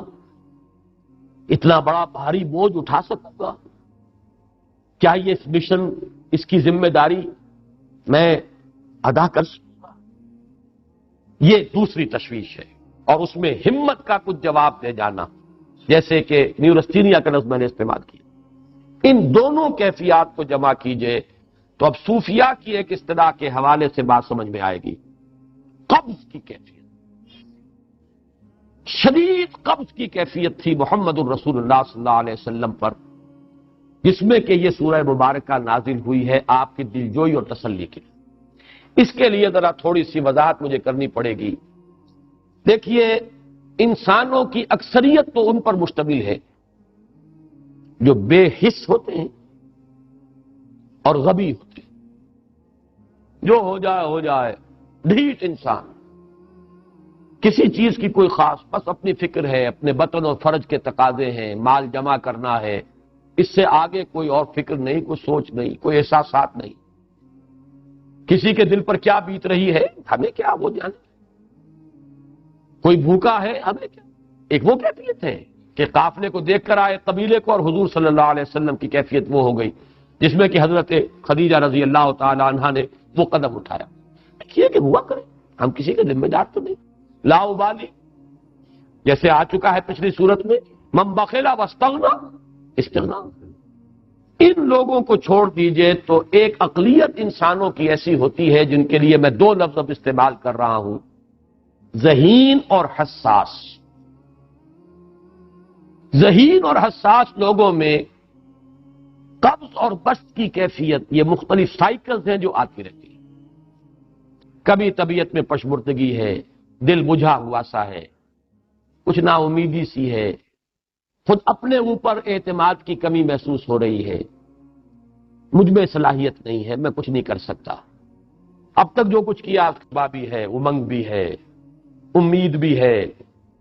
روشن پہلو نظر آ رہے ہیں۔ قبض کی کیفیت میں تاریک پہلو نظر آتے ہیں، مایوسی کے پہلو نظر آتے ہیں، پیسیمزم کی کیفیت، اور یہ جو بسط کی کیفیت ہے اس میں روشن پہلو۔ دیکھو یہ بھی تو ہے نا، آخر یہ بھی تو ہوا ہے، اور بھی ہو سکتا ہے، آخر اب تک میں نے یہ کام بھی تو کر لیا، آگے بھی مشکل آسان ہو سکتی ہے۔ یہ دو کیفیات ہیں قبض اور بسط کی، جن کو کہ صوفیاء کرام نے یہ اصطلاحات، یہ عنوان دیے، قبض اور بسط۔ جتنی انسان کے اندر حساسیت کی کیفیت زیادہ ہوگی، ذہانت زیادہ ہوگی، اتنا ہی یہ جو ویوز ہیں اس کی ایمپلیٹیوڈ زیادہ ہوتی ہے۔ کم ذہین انسان ہے، کم حساس ہے، آئیں گے تو صحیح ہے، لیکن یہ کہ وہ ویو جو ہے اس کا ایمپلیٹیوڈ جو ہے اس کے اندر اوپر اور نیچے کی کیفیت زیادہ نہیں ہوگی، لیکن جتنا یہ معاملہ بڑھتا ہے یہ جو ویو ہے اس کے ایمپلیٹیوڈ بڑھتا چلا جائے۔ لیکن نارمل انسان کا معاملہ یہ ہے کہ یہ حدود کے اندر رہے، اسی کی ایک کیفیت جو ہے ایب نارمل جب ہو جاتا ہے یہی ہے جو جدید ہماری جو سائیکولوجیکل میڈیسن ہے اس میں اسے مینیک ڈپریسو سائیکوسس کہا جاتا ہے۔ مایوسی ہوئی تو اتنی ہوئی کہ جیسے کمر ٹوٹ کر رہ گئی، اور اسی ڈپریشن میں ہوتی ہیں خودکشیاں، خودکشی کر جاتا ہے ڈپریشن۔ کچھ روشن پہلو نظر ہی نہیں آ رہا، کوئی امید کا پہلو نظر ہی نہیں آ رہا، کوئی صورت نظر نہیں آتی، کوئی امید بر نہیں آتی، کس طرف جاؤں کدھر دیکھوں کسے آواز دوں، اے ہجوم نامرادی دل بہت گھبرائے ہے۔ اور جب آدمی محسوس کرتا I can't face these realities، یہ commits suicide۔ یہ اور جب کیفیت ہوتی ہے انشراح کی تو آدمی خوب بھاگ رہا ہے، دوڑ رہا ہے، امنگ ہے، محنت ہے، دوڑ رہا ہے، امیدیں ہیں، اب ہر چیز کا روشن پہلو نظر آ رہا ہے۔ عجیب ہے یہ۔ اصل میں مجھے کچھ تجربہ بھی ہوا ہے، ہمارے خاندان میں بھی یہ مرض موجود رہا۔ میرے والد مرحوم کافی طویل عرصے اس مینیک ڈپریسو سائیکوسس کے مریض رہے۔ کچھ ہوتا ہے یہ معاملہ، ویسے بھی شاید ہمارا خاندان جو ہے اس کیٹیگری میں آتا ہے جس میں ذہانت نسبتاً کچھ زیادہ ہے، حساسیت بھی نسبتاً کچھ زیادہ ہے۔ یہ دوسری بات ہے کہ کوئی شخص جو ہے یہ فلسفے کے طور پر اختیار کر لے کہ اپنے آپ کو ڈھیٹ بنا لینا ہے، یہ فلسفہ بھی بن سکتا ہے، لیکن یہ ہے کہ اگر آدمی چھوڑ دے اپنی طبیعت کو تو یہ دونوں کیفیات آتی ہیں۔ انہی کیفیات میں اگر یہ جو اپورڈ اینڈ ڈاؤنورڈ موومنٹ ہے یہ ایک حد سے نکل جائے تو یہ بیماری ہے مینیک سائیکوسس، مینیک ڈپریسو سائیکوسس۔ اس میں جب آدمی ہوتا ہے وہ اپر کیفیت میں تو اس کے اندر بڑی عظیمت ہے، روشنی ہے، امید ہے، لوگوں سے گفتگو کر رہا ہے، حق بول رہا ہے، خوب جو ہے محفل کے اندر، اب وہ محفل میں اسے دلچسپی محسوس ہو رہی ہے اور اسے ہر چیز کا روشن پہلو نظر آ رہا ہے، خود اپنے وجود کا بھی روشن پہلو، دوسروں کے وجود کا بھی، دوسروں کی بات میں سے بھی وہ اچھا پہلو تلاش کریں گے، وہ برا پہلو تلاش نہیں کریں گے۔ جب دوسری کیفیت ہے ڈپریشن کی، ہر ایک کی بات میں کوئی برائی نظر آئے گی، کوئی اس کی نیت کا فطور ہے، کوئی فساد ہے، کوئی یہ جو ہے بدنیتی کے ساتھ یہ بات کر رہا ہے، کوئی خیر کہیں ہے ہی نہیں، برائی ہی برائی ہے، مایوسی ہی مایوسی ہے، بدلی ہی بدلی۔ یہ ہے در حقیقت وہ کیفیت، اس کو غالب نے بہترین انداز میں تعبیر کیا ہے۔ ذہین اور حساس انسانوں میں ان کی جو ترقی ہے وہ انہی مراحل سے ہو کر گزرتی ہے، اور ہر ڈپریشن کے بعد، ڈپریشن میں اس سینس میں استعمال نہیں کر رہا یعنی بیماری کی حد تک پہنچنے والی ڈپریشن نہیں، صرف قبض کی حد تک پہنچنے والا معاملہ۔ ہر قبض کے بعد جب بست آتا ہے تو آگے ترقی ہوتی ہے، جس کو آپ کہتے ہیں بائی لیپس اینڈ باؤنڈس، آدمی جو ہے چھلانگ لگاتا ہے، گویا کہ ایک درجہ جو پہلے تھا اس سے آگے درجہ انسان کا جو ہے اس سے بلند تر پوزیشن پر انسان پہنچتا ہے۔ ہر قبض کے بعد جو نیا بست آتا ہے وہ ایک نئی کیفیت، نئی شان، نئی بلندی، نئی رفعت۔ اس کو غالب نے تعبیر کیا ہے بہت خوبصورت انداز، رکتی ہے میری طبع تو ہوتی ہے رواں اور، یعنی شاعر بھی کبھی ایسا وقت آتا شعر جو ہے اس پر نازل ہی نہیں ہو رہا، شعر نہیں کہہ پا رہا، طبیعت میں رکاوٹ سی ہے، بندش سی ہو گئی ہے، کوئی کلام موضوع ہو ہی نہیں رہا۔ لیکن پھر جب یہ کیفیت جو ہے بدلتی ہے اور جب پھر بست کی کیفیت آتی ہے، رکتی ہے میری طبع تو ہوتی ہے رواں اور، پھر اس کے اندر ایک جولانی نئی ایک کیفیت جو ہے انشراح کی، وہ ایک بالکل نئی کیفیت، نئی شان کے ساتھ۔ یہ ہے وہ معاملہ جو ان آیات مبارکہ کے پس منظر میں ہے۔ اسی لیے اب میں آپ کو اس کا حوالہ دے رہا ہوں، تفسیر مظہری میں قاضی ثناء اللہ پانی پتی رحمت اللہ علیہ نے بہت عمدہ بات فرمائی کہ حالت قبض اگر کسی شخص پر طاری ہو تو اس حال میں اکسیر کا درجہ رکھتی ہے یہ سورہ مبارکہ، اس لیے کہ یہ نازل ہوئی ہے محمد الرسول اللہ صلی اللہ علیہ وسلم پر اسی حالت قبض میں۔ وَالضُّحَىٰ وَاللَّيْلِ إِذَا سَجَىٰ مَا وَدَّعَكَ رَبُّكَ وَمَا قَلَىٰ وَلَلْآخِرَةُ خَيْرٌ لَكَ مِنَ الْأُولَىٰ وَلَسَوْفَ يُعْطِيكَ رَبُّكَ فَتَرْضَىٰ أَلَمْ يَجِدْكَ يَتِيمًا فَآوَىٰ وَوَجَدَكَ ضَالًّا فَهَدَىٰ وَوَجَدَكَ عَائِلًا فَأَغْنَىٰ۔ یہ تمام آیات اب معلوم ہوگا کہ جیسے موتی پروئے ہوئے، ایک لفظ قبض، اب اس میں جو بھی واقعاتی اور جو میں نے آپ کو روایاتی جو بھی پس منظر بیان کیا وہ بھی فٹ بیٹھ رہا ہے، وہ خودکشی کا معاملہ بھی آ گیا اس میں فٹ بیٹھ رہا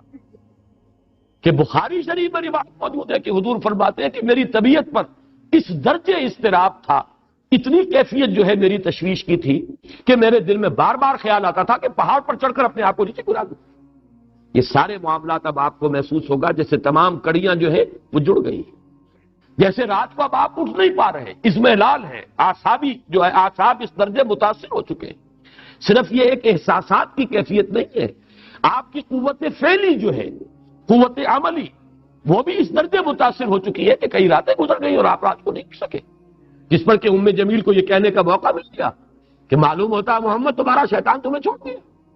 اب یہ جملہ اپنی جگہ پر اس کی کاٹ ہے یقیناً، اس سے یضیق صدروں کا بما یقولون، لیکن وہ کیفیت جس کی وجہ سے یہ جملہ آیا ہے اس پر نگاہ دوڑائیے،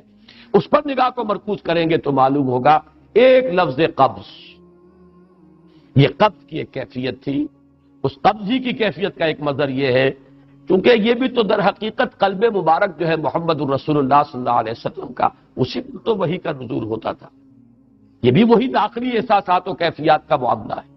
یہی بھی در حقیقت یہ واردات قلبیہ ہی کا سارا معاملہ ہے۔ اس کو آپ خارج سے تعبیر نہیں کر سکتے، نہ ابھی کوئی ایسے مصائب تھے، نہ ایسی کوئی مشکلات تھیں، نہ ابھی کوئی رد و قضا ایسی شروع ہوئی، نہ ابھی کوئی بحث و نزاع کا معاملہ ایسا ہوا، نہ کوئی ابھی کوئی فزیکل پرسیکیوشن شروع ہوئی، یہ سب داخلی ہے کیفیات ہے، اور ان داخلی کیفیات کے حوالے سے ان سورہ مبارکہ کو اگر صحیح سمجھا ہے تو صوفیہ نے سمجھا۔ وہ جو اقبال کا شعر ہے کہ کچھ جو سمجھا میرے شکوے کو تو رضواں سمجھا، مجھ کو جنت سے نکالا ہوا انسان سمجھا، اور کون سمجھے گا؟ وہ تو سمجھے گا کہ دکھے ہوئے وہ دل کی صدا ہے، وہ کیا ہے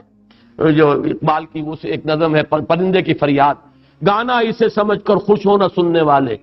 یہ تو در حقیقت ایک دکھے ہوئے دل کی صدا فریاد، یہ صدا ہے۔ تو یہ کیفیت جو ہے رضوان سمجھ سکا ہے جو کہ داروغہ جنت ہے، اس نے سمجھا یہ وہی آدم جو نکالا گیا تھا یہاں سے، یہ اس کی فریاد ہے۔ کچھ جو سمجھا میرے شکوے کو تو رضواں سمجھا، مجھ کو جنت سے نکالا ہوا انسان سمجھا۔ تو واقعہ یہ ہے کہ اس سورہ مبارکہ کا صحیح فہم اگر حاصل ہوا ہے، وہ امام راضی کو حاصل ہو ہی نہیں سکتا۔ وہ عقل اور منطق کی گتھیاں سلجھانے والے آدمی، اپنی جگہ ان کی کنٹریبیوشن بہت، یہ لغت اور ادب کا کوئی خاص مسئلہ اس میں ہے ہی نہیں کہ زمخشری اس میں کوئی جولانی دکھائیں اپنی، اس میں کوئی ایسا اشکال ہے ہی نہیں، نحوی اشکال ہی نہیں، لیکن یہ واردات قلبیہ کا معاملہ ہے، احساسات باطنی کا معاملہ ہے، یہ نفسیات انسانی کا معاملہ ہے، اور اس کو وہی سمجھ سکتے ہیں کہ جو ماہرین علم نفس ہیں، اور وہ ہیں صوفیاء کرام ہمارے ہاں، جن کا وہ ذوق ہے، باطنی کیفیات و احساسات جن کا موضوع ہے کہ یہ در حقیقت حالت قبض کی کیفیت ہے۔ اور اسی کے حوالے سے آج جو میں آخری بات عرض کر رہا ہوں وہ یہ ہے کہ میں نے آج آپ نے نوٹ کیا ہوگا شروع میں معمول کے خلاف ایک اضافی دعا بھی مانگی تھی۔ واقعہ یہ ہے کہ آج سے پہلے میں اس دعا کی اصل عظمت کو اتنا نہیں سمجھ پایا تھا جتنا آج سمجھا۔ یہ جو عظیم دعا ہے جس میں اتنی لجاجت، اتنی ہیوملٹی حضور نے اختیار کی ہے جس سے آگا کا سوال نہیں، اللہم انی عبدک وابن عبدک وابن امتک، اے اللہ میں خود تیرا بندہ ہوں، میرا باپ بھی تیرا ادنا غلام، میری ماں تیری ادنا کنیز، فی قبضتک، میرا پورا وجود تیرے قبضہ قدرت میں ہے، تیرے ہی اختیار میں، فی قبضتک ماضٍ فی حکمک، میرے پورے وجود میں تیرا ہی حکم جاری و ساری ہے، عدل فی قضاءک، اور جو فیصلہ بھی تو میرے بارے میں کرے، جو بھی کرے وہ عدل ہے، انصاف ہے، کہ ہر چہ ساقی ما ریخت عین الطاف، ماضٍ فی حکمک عدل فی قضاءک، ناصیتی بیدک، میری پیشانی تیرے ہاتھ میں ہے، جدھر چاہے موڑ دے۔ یہ جو اپنی نفی ہے، نفی اس اعتبار سے بھی اپنی انانیت کی نفی، انی عبدک وابن عبدک وابن امتک، پھر اپنے وجود کی نفی، اپنی مرضی کی نفی، اپنے اختیار کی نفی، فی قبضتک ماضٍ فی حکمک ناصیتی بیدک عدل فی قضاءک۔ پھر دیکھیے واسطہ وہ دیا ہے جس سے اونچا واسطہ ممکن نہیں. اسالو کا بکل اسم ہو لک، قرآن مجید میں آیا فدوہ بہا وللہ الاسماء الحسنی فدوہ بہا، اچھے نام اللہ کے ہیں، اس کو پکارا کرو ان ناموں کے حوالے سے. اب نام کہاں سے جمع کریں سارے؟ ایک میں اسالو کا بکل اسم ہو لک، جو بھی تیرے نام سمیت بہ نفسک، جن سے تو نے خود اپنے آپ کو موسوم کیا، او علمتہ احدا من خلقک، یا تو نے اپنی مخلوق میں سے کسی کو وہ نام سکھایا، او انزلتہ فی کتابک، یا وہ نام تو نے اپنی کسی کتاب میں نازل کیا، اب استاثرت بہ فی مکنون الغیب عندک، یا اس کو تو نے خود اپنے خزانہ غیب میں محفوظ رکھا ہوا ہے.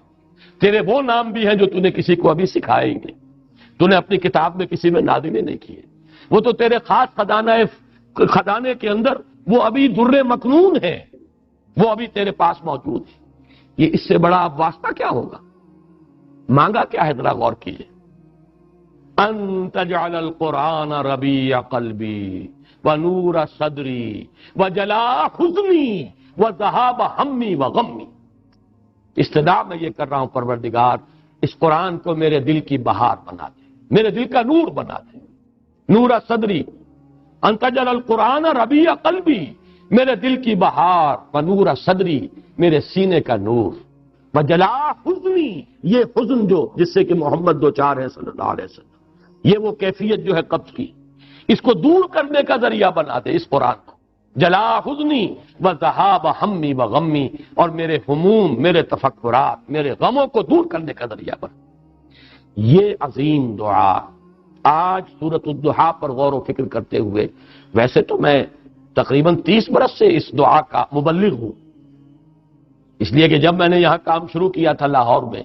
جو تقریریں کی تھی مسلمانوں پر قرآن مجید کے حقوق کے نام سے جو شائع شدہ ہیں، اس پمفلٹ کے آخر میں نے یہ دعا درج کی ہے. یہ اصل میں کچھ مختلف احادیث میں ٹکڑے آئے ہیں، کہیں کوئی ایک ٹکڑا کم ہے، کہیں دوسرا کم ہے. میں نے بڑی تحقیق کر کے تمام روایتوں کو جمع کر کے پھر اس کو مرتب کیا ہے، اور وہ بڑی خوبصورت میں نے اس کی سیٹنگ کی ہے، اور وہ اس کتابچے کے آخر میں ہے.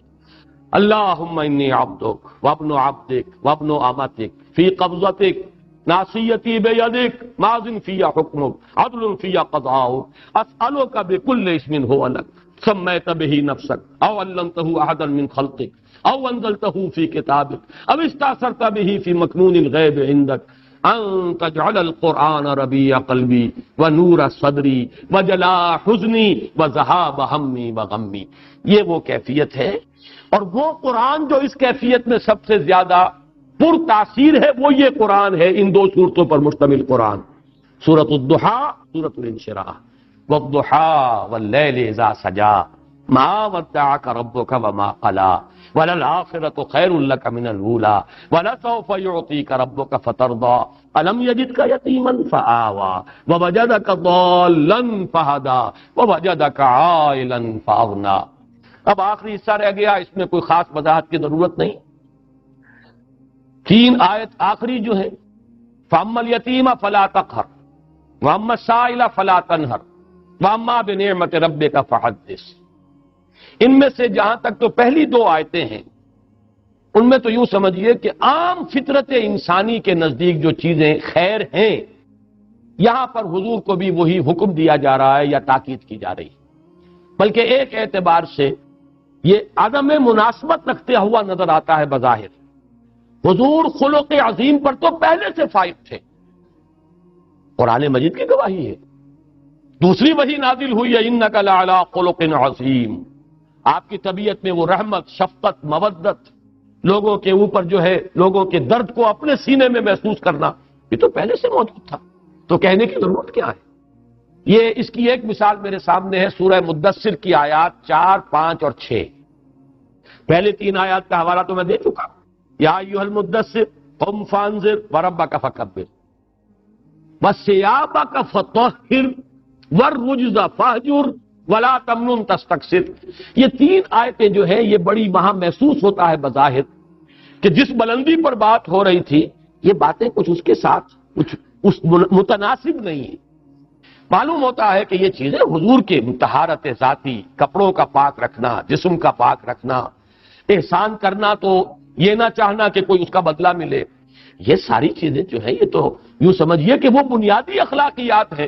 جن کو حضور کو بتانے کی ضرورت نہیں جس مقام پر کہ محمد رسول اللہ فائز تھے. تو ہم یہی کہیں گے کہ یہ اصل میں اس لیے لایا گیا کہ حضور سے خطاب کرتے ہوئے امت کے لیے یہاں رہنمائی ہے.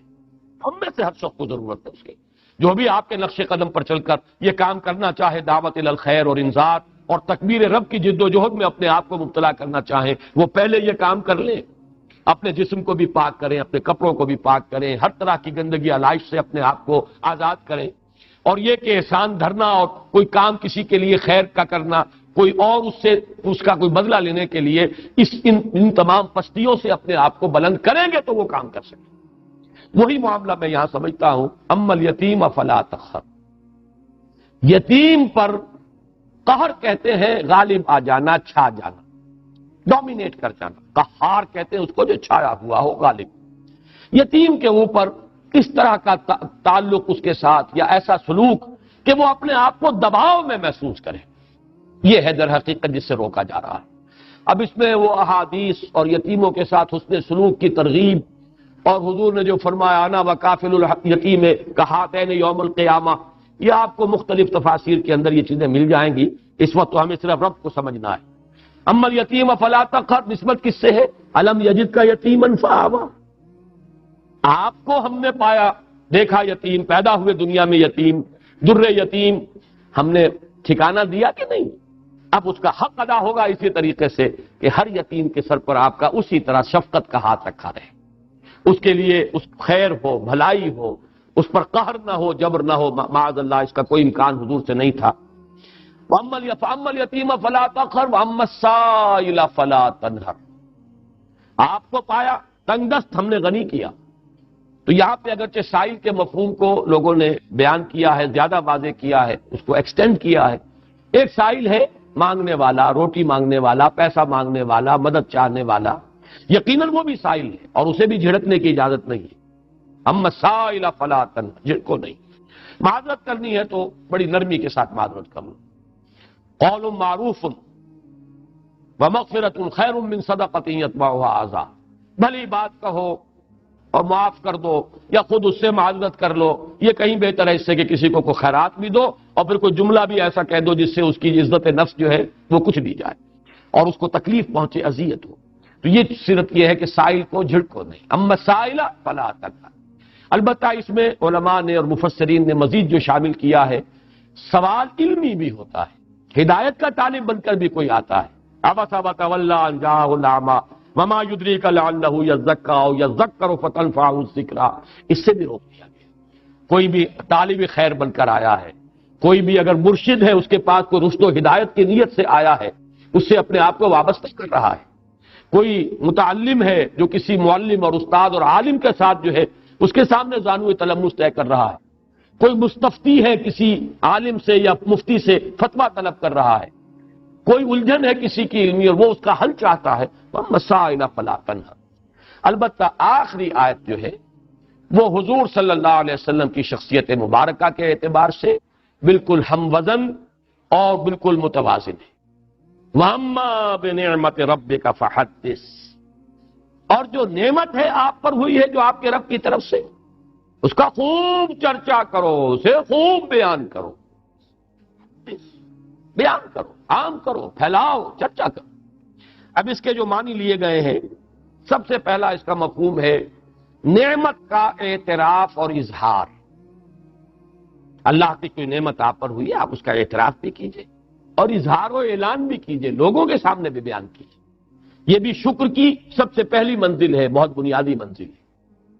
اس کی بالکل برعکس کیفیت یہ ہے کہ کسی شخص کو اللہ نے آسودگی دی ہے لیکن پھٹے کپڑے پہنے پھر رہا ہے، نعمت کو ظاہر نہیں کر رہا. اب کسی کی تنگی ہے، اس کے کپڑے پھٹے ہوئے ہوں یا اس کے اوپر اگر لگے ہوئے ہوں پیبند، کوئی حرج نہیں.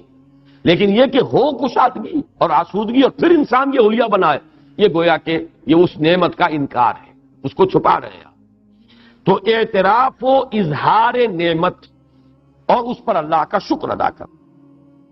دوسرا مرحلہ ہے نعمت کی حق کی ادائیگی، جس کام کے لیے وہ دی گئی ہے نعمت اس کو اس کے لیے استعمال کیا جائے. جس کو کہ امام راغب اصفہانی نے یہ شکر بالجوارح سے تعبیر کیا ہے، اس کا حق ادا کرو اس نعمت کا۔ لیکن سب سے اہم حصہ جو ہے، جو حضور پر نعمت خصوصی ہوئی ہے صلی اللہ علیہ وسلم، وہ نعمت ہدایت۔ سب سے بڑی نعمت ہے ہی نعمت ہدایت، بلکہ میں آگے بڑھ کر جملہ کہہ رہا ہوں، نعمت ایک ہی ہے اور وہ ہدایت، اور کوئی نعمت نہیں ہے۔ نعمت دوسری جو ہے وہ تابع ہے۔ اگر نعمت ہدایت ہے تو صحت بھی نعمت، اولاد بھی نعمت، مال بھی نعمت، فرصت بھی نعمت۔ اغتنموا خمسا قبل خمس، 5 چیزوں کو 5 چیزوں سے پہلے غنیمت سمجھو، اپنی زندگی کو موت سے پہلے غنیمت سمجھو، یہ بھی نعمت ہے۔ فرصت کو مصروفیت سے پہلے غنیمت سمجھو، فراغت فرصت۔ اسی طریقے سے صحت کو بیماری سے پہلے غنیمت سمجھو، جوانی کو بڑھاپے سے پہلے غنیمت سمجھو، تنگ دستی سے پہلے اگر اللہ نے فراخی دی ہے غنیمت سمجھو۔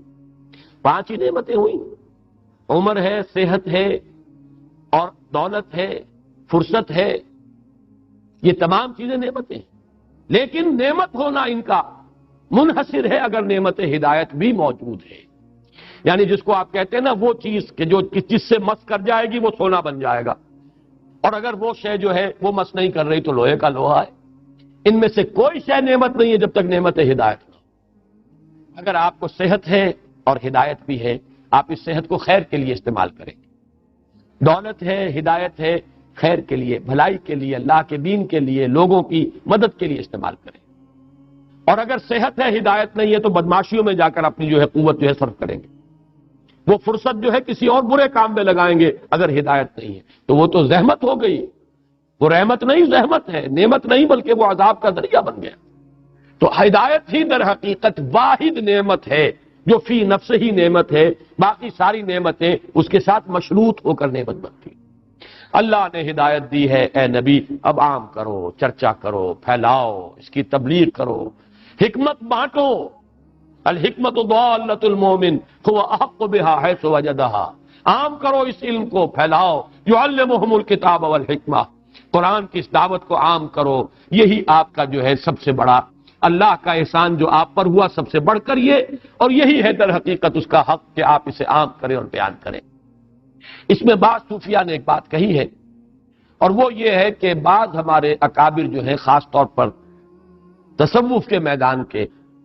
ان سے کچھ منقول ہیں ایسی باتیں کہ عام آدمی سمجھتا ہے کہ وہ بڑا تکبر اور عجب کا اظہار انہوں نے کیا۔ مثلا یہ کہ شیخ احمد سرہندی رحمۃ اللہ علیہ اپنے بعض ایسے مقامات کا تذکرہ کرتے ہیں کہ عام آدمی سمجھتا ہے کہ انہیں بیان نہیں کرنا چاہیے تھا، اللہ نے اگر یہ رتبہ دیا بھی تھا تو اس کو بیان کرنے کی ضرورت نہیں تھی، نہ کرتے تو اچھا تھا۔ اس میں تعلی اور تکبر اور کچھ عجب کی بو آتی ہے کچھ لوگوں۔ اسی طرح سے کچھ اسی قسم کے دعوے جو ہیں شاہ ولی اللہ دہلوی کے بھی ہیں رحمۃ اللہ علیہ، بعض حضرات کو ان سے بھی انقباض ہوتا ہے، لیکن یہ کہ قاضی ثناء اللہ پانی پتی رحمۃ اللہ علیہ نے ان کی طرف سے دفاع کیا ہے، اور وہ دفاع یہ ہے کہ یہ بھی در حقیقت اس حکم کے تابع، اللہ نے اگر وہ مقام دیا تھا اس کا اظہار و اعتراف ان کے ذمے تھا، اگر وہ اسے بیان نہ کرتے، اور ظاہر بات ہے کہ وہ اپنے تزکیہ نفس کے اس مقام تک پہنچ چکے ہوتے ہیں یہ حضرات کہ اب ان کے لیے عجب اور تعلی والی بات نہیں ہوتی، ان تمام رذائل نفس سے تو وہ اپنے نفس کو پاک کر چکے ہوتے ہیں۔ قد افلح من زکاہا، اب ظاہر بات ہے کہ اگر احمد سرہندی اس مقام پر نہیں ہے تو اور کون ہوگا، اور شاہ ولی اللہ اس مقام پر اگر نہیں ہے تو اور کون ہوگا۔ اسی اعتبار سے حضور کہا تھا انا سید ولد آدم ولا فخر، میں تمام آدم کی اولاد کا سردار ہوں لیکن اس میں کوئی فخر نہیں ہے۔ بہت سی باتیں آپ نے بیان کی ہیں، مجھے اللہ نے یہ مقام عطا فرمایا بلا فخر، مجھے اللہ نے یہ رتبہ دیا بلا فخر، میں یہ فخر کی وجہ سے نہیں کہہ رہا بلکہ اظہار نعمت کر رہا ہوں، اللہ نے مجھے یہ مقام عطا کیا ہے اسے بیان کر رہا ہوں۔ تو جس طرح حضور نے اپنی وہ کیفیات یا اپنے ان مقامات بلند کو ظاہر فرمایا ہے، تو گویا کہ اسی واما بنعمت ربک فحدث کی تعمیل میں ہمارے ان بزرگوں نے بھی اپنے کچھ مقامات جو ان کا تذکرہ کر دیا ہے، اس پر کوئی انقباض محسوس نہیں کرنا چاہیے۔ بارک اللہ لی ولکم فی القرآن العظیم ونفعنی وإیاکم بالآیات والذکر الحکیم۔